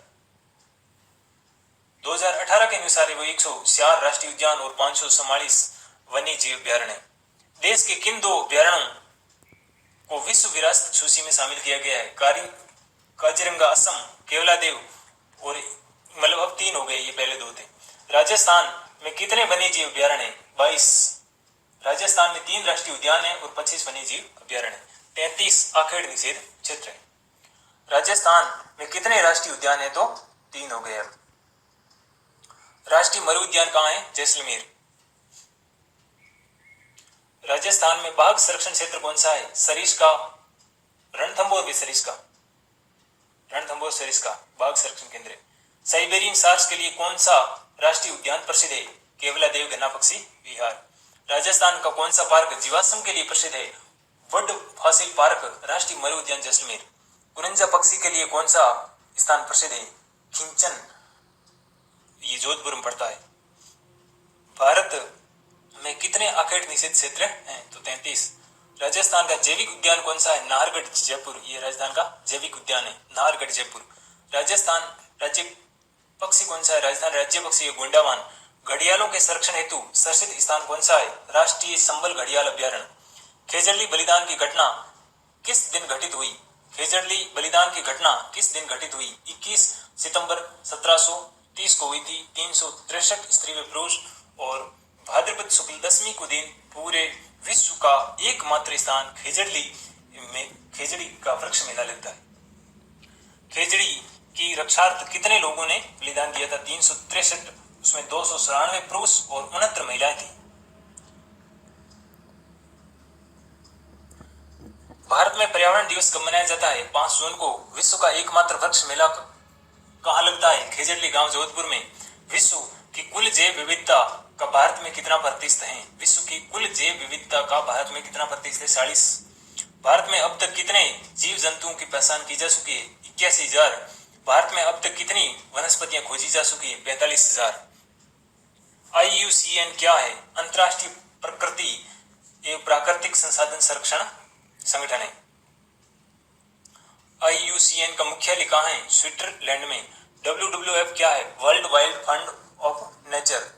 भारतीय वन अनुसंधान संस्थान कहाँ पर है? देहरादून में, उत्तराखंड में पड़ता है। भारतीय वनस्पति उद्यान कहाँ पर स्थित है? भारतीय वनस्पति उद्यान है वो कोलकाता। कर्नल रॉबर्ट किड ने 1 जून 1786 में। ये प्रश्न आपको कहीं गाइडों में नहीं मिलेंगे। ऐसे प्रश्न बहुत सारे आए हैं, लेकिन मैंने कभी नहीं बताया आपको कि ये प्रश्न आप इंपॉर्टेंट है वो है। लेकिन मैं सारा पढ़ा रहा हूं तो फिर बताने की कहाँ जरूर टाइम बर्बाद करने की, इसलिए आप इन प्रश्नों को इग्नोर ना करें, इसको अच्छे से पढ़ें। आपको ये बहुत फायदा देंगे। हर कंपटीशन एग्जाम में आपके 100% नींव के पत्थर साबित होने वाले ये क्वेश्चन है। भारतीय वनस्पति उद्यान कहाँ है? कोलकाता। किसने स्थापित किया था? कर्नल रॉबर्ट किड ने 1 जून 1786 को। पारिस्थितिक अनुसंधान संस्था कहाँ पर है? बेंगलोर में। पारिस्थितिक अनुसंधान संस्था बेंगलोर में। राष्ट्रीय पर्यावरण अभियांत्रिकी संस्था कहाँ पर है? नागपुर में। 8 अप्रैल 1958 को इसकी स्थापना होती है। राष्ट्रीय पर्यावरण अभियांत्रिकी संस्था कहाँ पर है? नागपुर में। 8 अप्रैल 1958 को। पर्यावरण चेतना का प्रथम लिखित दस्तावेज कौन सा है? अथर्ववेद का भूमि सूक्त। राजस्थान के किस समाज में 29 सूत्र पर्यावरण संरक्षण के लिए महत्वपूर्ण है? वो है विष्णु समाज की। रचना विधि के अनुसार मिट्टी कितने प्रकार की होती है? 2, स्थानीय और विस्थापित मिट्टी। नदियों के द्वारा लाकर जमा की गई मिट्टी क्या कहलाती है? कांपी मिट्टी। भारत में कांप मिट्टी का विस्तार किस क्षेत्र में फैला हुआ है? तो 8 लाख वर्ग किलोमीटर में ये फैला हुआ है। भौगोलिक परिस्थितियों के अनुसार कांप मिट्टी को कितने भौगोलिक क्षेत्रों में बांटा गया है? 3, पुरातन, बागर और नूतन। पुरातन, बागर या नूतन। पुरातन, बागर या नूतन। खादर व नूतनतम।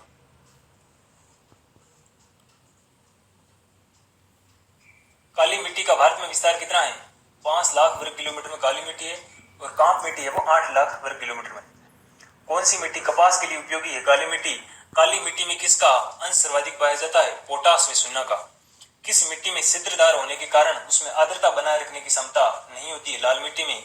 लाल मिट्टी में किसका अंश अधिक पाया जाता है? लोह का। चाय की खेती के लिए उपयुक्त मिट्टी कौन सी है? लेटेराइट। लेटेराइट। किस मृदा को अपरिपक्व मृदा कहा जाता है? पर्वतीय मृदा को। राजस्थान में मिट्टियों के रंग, गठन व उपजाऊपन के आधार पर कितने भागों में बांटा गया है? 6। राजस्थान में पाई जाने वाली कौन सी मिट्टी पवनों की द्वारा स्थानांतरण होती रहती है? मरुस्थलीय मिट्टी। किस मिट्टी को उपजाऊ तत्वों की कमी तथा लवणता अधिक पाई जाती है? मरुस्थलीय में। कौन सी मिट्टी ग्रेनाइट, शिस्ट तथा निस्सटानम के विखंडन से निर्मित होती है? लाल पीली मिट्टी। राजस्थान में मक्का, चावल व गन्ना उत्पादन हेतु कौन सी मिट्टी उपयोगी है? लेटेराइट मिट्टी है जो गन्ना, कपास, गन्ना, मक्का और चावल के लिए, और इसके अलावा ये लेटेराइट चाय के लिए भी उपयोगी है। किस मिट्टी को चिक्का की अधिकता पाई जाती है? मिश्रित लाल काली मिट्टी में। राजस्थान के दक्षिणी पूर्वी जिलों में किस मिट्टी की प्रधानता पाई जाती है? राजस्थान के दक्षिणी पूर्वी जिलों में है काली मिट्टी की। गेहूं, सरसों, कपास व तंबाकू के लिए उपयोगी मिट्टी कौन सी है? कछारी मिट्टी। काली मिट्टी में किसकी प्रधानता पाई जाती है? काली मिट्टी में कैल्शियम व पोटास की प्रधानता पाई जाती है। काली मिट्टी अन्य किस नाम से जानी जाती है? रेगर। राजस्थान का राज्य पशु वन्य जीव श्रेणी कौन है? शिंकारा। राजस्थान का राज्य पशु वन्य जीव श्रेणी कौन है? शिंकारा। भारत में काली मिट्टी किससे बनी है? लावा से। खेजड़ली आंदोलन का नेतृत्व किसने किया? अमृता देवी ने। नेक्स्ट पार्ट आता है अर्थशास्त्र व अर्थव्यवस्था। अर्थशास्त्र व अर्थव्यवस्था।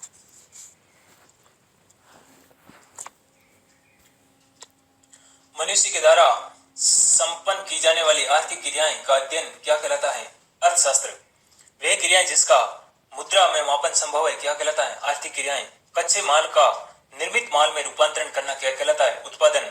आवश्यकताओं की प्रत्यक्ष संतुष्टि हेतु वस्तुओं व सेवाओं का प्रयोग करना क्या कहलाता है? उपभोग। उपभोग व उत्पादकों के द्वारा अपनी आवश्यकताओं की पूर्ति के लिए किया गया क्रय विक्रय क्या कहलाता है? विनिमय।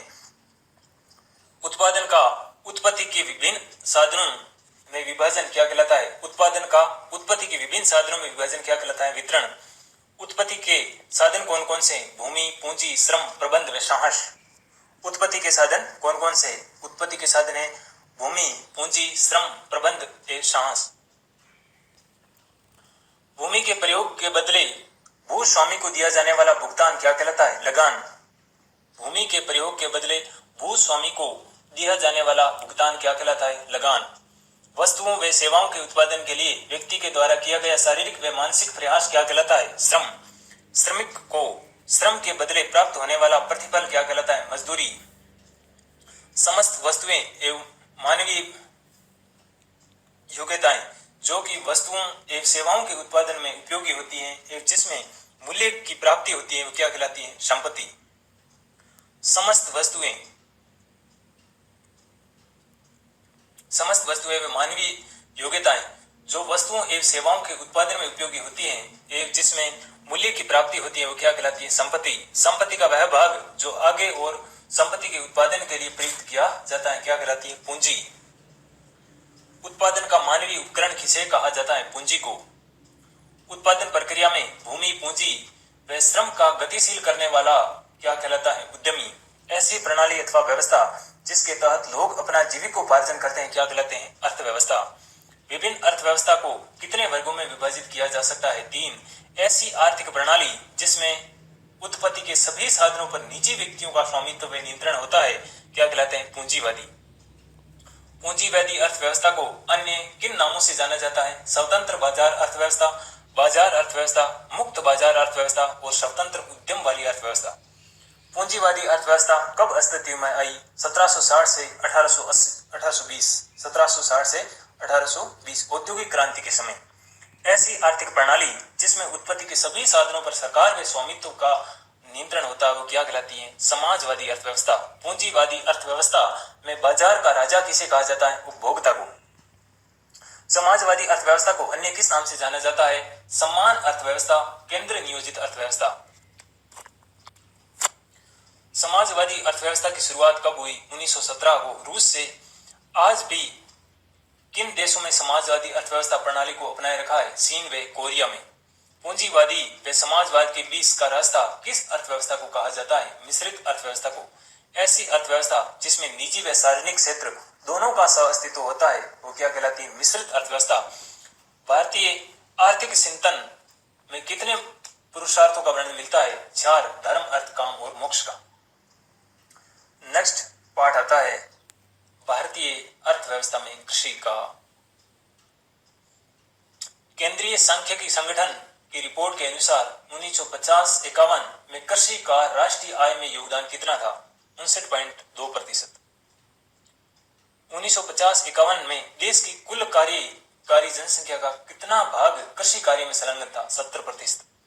2011 की जनगणना के अनुसार देश की कुल कार्यकारी जनसंख्या का कितना भाग कृषि कार्य में संलग्न है? तो 48.9%। विश्व में सर्वाधिक पशु कहां पर पाए जाते हैं? भारत में। ऋतुओं के आधार पर फसलें कितने प्रकार की होती हैं? 3। रबी की फसलें कब बोई जाती हैं? अक्टूबर और नवंबर में।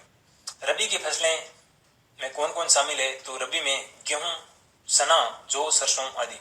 खरीफ की फसलें कब बोई जाती हैं? जून या जुलाई वर्षा ऋतु में। खरीफ की फसलों में कौन कौन से शामिल है? बाजरा, मक्का, कपास, तिल, मूंग आदि। ऐसी कौन सी फसलें हैं जो रबी व खरीफ दोनों में बोई जाती हैं? तो चावल तीनों में बोया जाता है। दोनों में क्या? जायद की फसल कब बोई जाती है? मार्च से जून के मध्य। जायद की फसल में कौन कौन सी फसलें शामिल है? ककड़ी, तरबूज, खरबूज, सूरजमुखी, खीरा, मदिरा आदि। उपयोग के आधार पर फसलों को कितने भागों में बांटा गया है? 2। खाद्यान्निक फसलें और व्यापारिक फसलें। वे फसलें जो खाद्यान्न पदार्थों के रूप में प्रयोग की जाती है उसको खाद्यान्न फसलें कहते हैं। लाभ कमाने के लिए विक्रय के उद्देश्य से उगाई जाने वाली फसलों को व्यापारिक या नगदी फसलें कहते हैं। लघु सिंचाई परियोजना कितने कमांड योग्य क्षेत्र के लिए होती है? तो 2000 हेक्टेयर क्षेत्र होता है उसमें लघु सिंचाई परियोजना आता है। 2000 से 10,000 हेक्टेयर तक होता है उसको मध्यम सिंचाई परियोजना कमांड योग्य क्षेत्र कहा जाता है। वृहद सिंचाई परियोजना कितने कमांड योग्य क्षेत्र के लिए होती है? 10,000 से अधिक होता है वो वृहद सिंचाई परियोजना मानते हैं। जो लघु सिंचाई परियोजना होती है वो 2000 हेक्टेयर तक, मध्यम सिंचाई परियोजना जो 2000 से 10,000 हेक्टेयर तक और वृहद सिंचाई परियोजना कितने कमांड योग्य क्षेत्र में होती है? तो 10,000 से अधिक। कृषि जोतों के आकार के आधार पर कितने वर्गों में बांटा गया है? तो ये 5 प्रकार से बांटा गया है। सीमांत जोत होते हैं, तो सीमांत किसान कहते हैं कि सीमांत जोत में कितनी कृषि भूमि को शामिल की 1 हेक्टेयर से कम होता है किसी के पास में भूमि तो उसको सीमांत जोत में कहते हैं। अगर 1 हेक्टेयर से 2 हेक्टेयर के मध्य है तो उसको लघु जोत कहेंगे। अगर 2 से 4 हेक्टेयर के मध्य किसी के पास भूमि है तो उसको अर्ध मध्यम जोत कहेंगे। अर्ध मध्यम जोत। और मध्यम जोत किसको कहेंगे? जिसके पास 4 से 10 हेक्टेयर के मध्य भूमि है तो वो तो उसको मध्यम जोत कहेंगे। अर्ध मध्यम कहेंगे वो 2 से 4 को, और लघु कहेंगे 1-2 हेक्टेयर को, और 1 हेक्टेयर से भी कम है उसको सीमांत कहेंगे। तो दीर्घ जो 10 से फिर ज्यादा है उसको दीर्घ जोत वाला कहेंगे। प्रत्येक किसान के पास जोत का बिखरा होता है तो उसको कहते हैं अपखंडन। भारतीय कृषि में किस जोतों का भाग सर्वाधिक है? सीमांत जोत है वो सबसे ज्यादा है, 62.88%। जो सीमांत खेती है होती है और जिसके पास 1 हेक्टेयर से भी कम है किसानों के पास भूमि। छोटे जोतों का आकार को छोटा होने से रोकने के लिए कौन से उपाय किए जाते हैं? शकबंदी या सहकारी खेती। शकबंदी की जाती है, यानी कि छोटे छोटे जो खेत हैं उसको इधर उधर करके एक जगह शक बनाना, और सहकारी यानी कि 2 से 4 किसान मिलकर के खेती करना। उर्वरकों का प्रति हेक्टर उपयोग किस राज्य में सर्वाधिक होता है? उर्वरकों का सबसे ज्यादा उपयोग होता है पंजाब में। उर्वरकों का प्रति हेक्टर उपयोग किस राज्य में सबसे कम होता है? उड़ीसा में बहुत कम होता है, जबकि पंजाब में बहुत ज्यादा होता है। राष्ट्रीय बीज निगम की स्थापना कब की गई? 1963 को। भारतीय राज्य बीज निगम की स्थापना कब की गई? 1969 को। भारतीय राज्य बीज निगम की स्थापना की 1969 को। राष्ट्रीय बीज निगम की स्थापना हुई 1963 को। किसानों को उन्नत बीज उपलब्ध करवाने के लिए कितने राज्य बीज निगम स्थापित किए गए? 13। कृषि मूल्य आयोग की स्थापना कब की गई? 1965 में। कृषकों की अवधि के आधार पर कितने प्रकार की ऋण की आवश्यकता पड़ती है? 3 प्रकार की। 15 महीने से कम अवधि के लिए दिया जाने वाला ऋण किस श्रेणी में आता है? अल्पकालीन ऋण। 15 महीने से अधिक पर 5 वर्ष से कम अवधि के लिए दिया जाने वाला ऋण किस श्रेणी में आता है? मध्यम कालीन ऋण। और 5 वर्ष से अधिक अवधि के लिए दिया जाने वाला ऋण किस श्रेणी में आता है? दीर्घकालीन ऋण। कृषकों को ऋणों की प्राप्ति में कितने प्रकार के स्रोत होते हैं? तो संस्थागत व गैर संस्थागत। गैर संस्थागत खेतों में कौन शामिल है? साहूकार, जमींदार, महाजन, व्यापारी, रिश्तेदार, कमीशन एजेंट आदि। कृषि एवं ग्रामीण विकास हेतु नाबार्ड की स्थापना कब की गई? बी शिवरामन समिति की सिफारिश पर 12 जुलाई 1982 को 8वीं पंचवर्षीय योजना के तहत। कृषि एवं ग्रामीण विकास हेतु नाबार्ड की स्थापना कब की गई? तो बी शिवरामन समिति की सिफारिश पर 12 जुलाई 1982 को 6वीं पंचवर्षीय योजना के तहत 1980-85 में। संस्थागत संगठन, संस्थागत ऋण के प्रमुख स्रोत कौन से? संस्थागत ऋण के प्रमुख स्रोत कौन से? व्यापारिक बैंक और क्षेत्रीय ग्रामीण बैंक, सहकारी बैंक तथा भूमि विकास बैंक।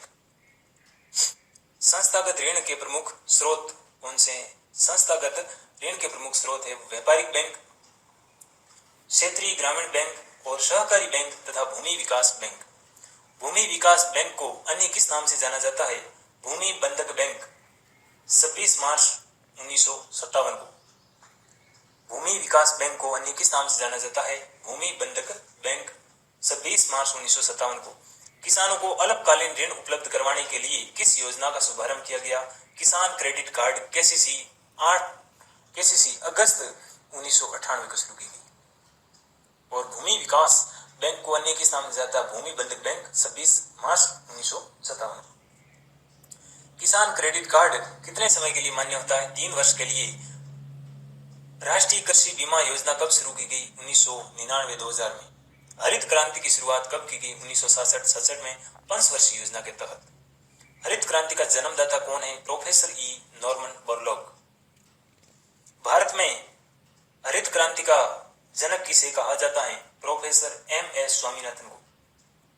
हरित क्रांति में पहले देश में कृषिगत सुधारों के लिए किस प्रोजेक्ट को सराहा गया? पायलट प्रोजेक्ट को। हरित क्रांति से पहले देश में कृषिगत सुधारों के लिए किस प्रोजेक्ट को सराहा गया? पायलट प्रोजेक्ट को। हरित क्रांति कार्यक्रम किन फसलों पर लागू किया गया? धान, गेहूं, मक्का, ज्वार, बाजरा व राई पर। हरित क्रांति कार्यक्रम में सर्वाधिक लाभ किस फसल को प्राप्त हुआ? गेहूं को। श्वेत क्रांति की शुरुआत कब की गई? 1970 को। श्वेत क्रांति की शुरुआत किस संस्था के द्वारा की गई? श्वेत क्रांति की शुरुआत किस संस्था के द्वारा की गई? राष्ट्रीय डेयरी विकास बोर्ड। श्वेत क्रांति की शुरुआत किस संस्था के द्वारा की गई? तो राष्ट्रीय डेयरी विकास बोर्ड। श्वेत क्रांति की शुरुआत कहां से हुई? आणंद गांव, गुजरात से। श्वेत क्रांति को क्या नाम दिया गया? Operation flood. श्वेत क्रांति का जनक सूत्रधार किसे कहा जाता है? डॉक्टर वर्गीस कुरियन को। विश्व का सबसे बड़ा समन्वित डेयरी विकास कार्यक्रम कौन सा है? Operation flood. नेक्स्ट यूनिट आता है व्यवसाय एवं वाणिज्यिक क्रियाएं। ये अभी रीट में नया जोड़ा गया सिलेबस के साथ में, वही पार्ट ये है, व्यवसाय एवं वाणिज्यिक क्रियाएं। मानवीय क्रियाओं को कितने भागों में बांटा जा सकता है? 2, आर्थिक व गैर आर्थिक। वह कार्य जिसका अर्थोपार्जन धन प्राप्त करना वह से संबंधित नहीं है वो क्या कहलाता है? गैर आर्थिक क्रियाएं। वह सभी कार्य जो मनुष्य के द्वारा धन कमाने के उद्देश्य से किया जाता है क्या कहलाते हैं? आर्थिक क्रियाएं। आर्थिक क्रियाओं को कितने भागों में विभक्त किया गया है? आर्थिक क्रियाओं को 3 भागों में विभक्त किया गया है। अपने विशिष्ट अध्ययन से प्राप्त योग्यताओं के आधार पर अपने व्यक्तिगत सेवाएं देना व उसके बदले में शुल्क प्राप्त करना क्या कहलाता है? पेशा। व्यक्तियों के द्वारा अपने जीवन यापन के लिए अपनी सेवाएं प्रदान करना क्या कहलाता है? नौकरी। वे समस्त वैद्य मानवीय क्रियाएं जो वस्तु व सेवा के उत्पादन से लेकर विपणन तक की जाती हैं क्या कहलाते हैं? व्यवसाय। व्यवसायिक क्रियाओं को कितने भागों में बांटा गया है? 2, औद्योगिक व वाणिज्यिक। वे आर्थिक क्रियाएं जिसके द्वारा भौतिक संस्थानों के प्रयोग से आवश्यकताओं की पूर्ति करने वाली वस्तुओं का उत्पादन होता है उन्हें क्या कहा जाता है? उद्योग। वह व्यवसायिक क्रियाएं जिसके द्वारा भौतिक संसाधनों के प्रयोग से आवश्यकताओं की पूर्ति करने वाली वस्तुओं का उत्पादन होता है उन्हें कहते हैं उद्योग। कार्य की प्रकृति के आधार पर उद्योग कितने प्रकार के होते हैं? 5। उत्पत्ति से संबंधित उद्योग किस श्रेणी में रखे जाते हैं? जननिक उद्योग। प्राकृतिक संसाधनों से उत्पादन प्राप्त करने वाले औद्योगिक किस श्रेणी में आते हैं? प्राकृतिक संसाधनों से उत्पादन प्राप्त करने वाले औद्योगिक किस श्रेणी में आते हैं? तो निष्कर्षण की श्रेणी में आते हैं वो। कच्चे माल व अर्ध निर्मित माल से उत्पादन तैयार करने वाले उद्योग किस श्रेणी में आते हैं? निर्माणी उद्योग। संसाधनों को मानव हित हेतु उपयोग व सुविधाजनक बनाने वाले उद्योग किस श्रेणी में आते हैं? रचनात्मक उद्योग। छोटे छोटे कल पुर्जों को जोड़कर उपयोग योग्य बनाने वाले उद्योग किस श्रेणी में आते हैं? संयोजन उद्योग। उद्योगों के द्वारा उत्पादित वस्तुओं को उचित स्थान व समय पर उचित ढंग से उचित मात्रा में उचित मूल्य पर उपभोक्ताओं एवं ग्राहकों तक पहुंचाने का कार्य किसके द्वारा किया जाता है? वाणिज्य के द्वारा, व्यापार वाणिज्य के द्वारा। उद्योगों द्वारा उत्पादित वस्तुओं को उचित स्थान, उचित समय, उचित ढंग, उचित मात्रा, उचित मूल्य उपभोक्ताओं एवं ग्राहकों तक पहुंचाने का कार्य किसके द्वारा किया जाता है? वाणिज्य के द्वारा। लाभ कमाने के उद्देश्य से वस्तुओं व सेवाओं का आयात निर्यात करना क्या कहलाता है? व्यापार। वह सभी कार्य जो वस्तु सेवा को उपभोक्ता तक पहुंचाने में मदद करते हैं क्या कहलाते हैं? व्यापार सहायक क्रियाएं। व्यापार सहायक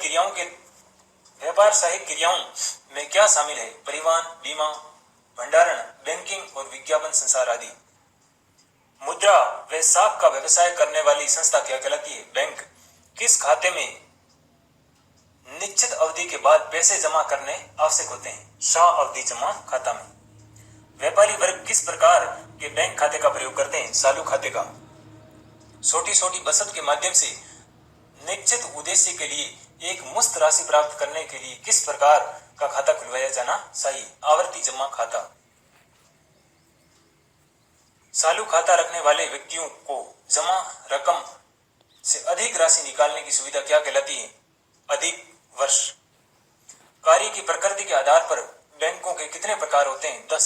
भारत का कौन सा बैंक केंद्रीय बैंक के रूप में कार्य करता है? भारतीय रिजर्व बैंक। सामान्य बैंकिंग कार्य करने वाले बैंक क्या कहलाते हैं? व्यापारिक बैंक। विशेष रूप से कृषि साख की आवश्यकता को पूरा करने के उद्देश्य से किस प्रकार के बैंकों का गठन किया गया है? सहकारी बैंक का। भारत में सहकारी बैंकों का ढांचा कितने स्तर का है? त्रिस्तरीय। उद्योगों को ऋण उपलब्ध कराने के उद्देश्य से किस प्रकार के बैंकों का गठन किया गया है? औद्योगिक विकास बैंक का। ग्रामीण क्षेत्रों में साख उपलब्ध करवाने के उद्देश्य से किस प्रकार के बैंकों का गठन किया गया है? ग्रामीण विकास बैंक का। विदेशी व्यापार को बढ़ावा देने के उद्देश्य से किस प्रकार के बैंकों का गठन किया गया है? निर्यात आयात बैंक का। देश में बिखरी हुई बचत को एकत्रित करके उसका लाभप्रद नियोजन करने के लिए किस प्रकार के बैंकों का गठन किया गया है? विनियोग बैंक का। पश्चिमी देशों में सामान्य बचत को प्रोत्साहित करने का कार्य किस प्रकार के बैंकों से प्राप्त होता है? बचत बैंक से। पश्चिमी देशों में सामान्य बचत को प्रोत्साहन करने का कार्य किस प्रकार के बैंकों के द्वारा किया जाता है? बचत बैंकों के द्वारा। द्वितीय विश्व युद्ध के बाद में बिगड़ी हुई अर्थव्यवस्था को सुधारने के लिए किस बैंक का गठन हुआ? अंतर्राष्ट्रीय बैंक का। द्वितीय विश्व युद्ध के बाद में बिगड़ी हुई अर्थव्यवस्था को सुधारने के लिए किस बैंक का गठन हुआ? अंतर्राष्ट्रीय बैंक का। कृषि व व्यापार के लिए महाजन, साहूकार, शराब आदि के रूप में वित्त व्यवस्था किस प्रकार की बैंकिंग कहलाती है? देशी या अनौपचारिक बैंकिंग कहलाती है। किसी निश्चित या आदेशित व्यक्ति को मांग पर देय राशि के लिए किसी बैंक को दिया गया शर्त रहित लिखित आदेश क्या कहलाता है? चेक होता है वो। किसी निश्चित या आदेशित व्यक्ति को मांग पर देय राशि के लिए किसी बैंक को दिया गया शर्त रहित लिखित आदेश क्या कहलाता है? चेक होता है। तो आज हमने कक्षा 9 2016 सामाजिक विज्ञान पुस्तक 2016 संस्करण की पूरी की है। अगले टॉपिक में हम अगले वीडियोज में कक्षा 10 2016 संस्करण की करेंगे और उसके बाद फिर 11 और 12 की करेंगे। आज हमने कक्षा 9 की पूरी की है। इसमें मैं काफी कुछ जल्दी पढ़ने की कोशिश की है और ना ही कुछ मैंने समझाया। समझाने की तो बात है ही नहीं, क्योंकि लिखी हुई बात और आप सबको पता है, आपने कई बार ये बातें पढ़ चुके होंगे। अब सिर्फ सार के रूप में मैंने संगठित किया, इतना काम है, तो इसमें समझाने की बात नहीं है। मगर जल्दी पढ़ा है, इसलिए आप चाहो तो इसको धीरे कर लेना, खुद ही अपने YouTube चैनल पे इसको थोड़ा स्लो करके सुन लेना। अगर आपको समझ में नहीं आए तो, अगर आ जाए तो कोई बात नहीं। मेरे को तो आ रहा था बिल्कुल समझ में अच्छे तरीके से, इसलिए मैंने तो पढ़ लिया। और आप दोबारा रिवीजन करो कभी तो थोड़ा बढ़ा लेना और इस तरह आप अपना पढ़ाई पूरी कर लो। इस वीडियो को मात्र देखने से कुछ नहीं होगा, इसको बेहतर ढंग से याद करना होगा, तभी जाके काम बढ़ेगा। बहुत मोस्ट इंपोर्टेंट प्रश्न है, इन प्रश्नों को बनाने में बहुत मेहनत लगती है। और एक छोटी सी निवेदन है कि आप हमारे चैनल को सब्सक्राइब करो, लाइक करो और साथ में साथ चैनल का मोनेटाइजेशन करवाना है, इसलिए आप थोड़ा सब्सक्राइब करके हमारी हेल्प कीजिए। हम आपके लिए मेहनत कर रहे हैं, तो आप इतना तो हमारे लिए कर ही सकते हैं। धन्यवाद। इसी के साथ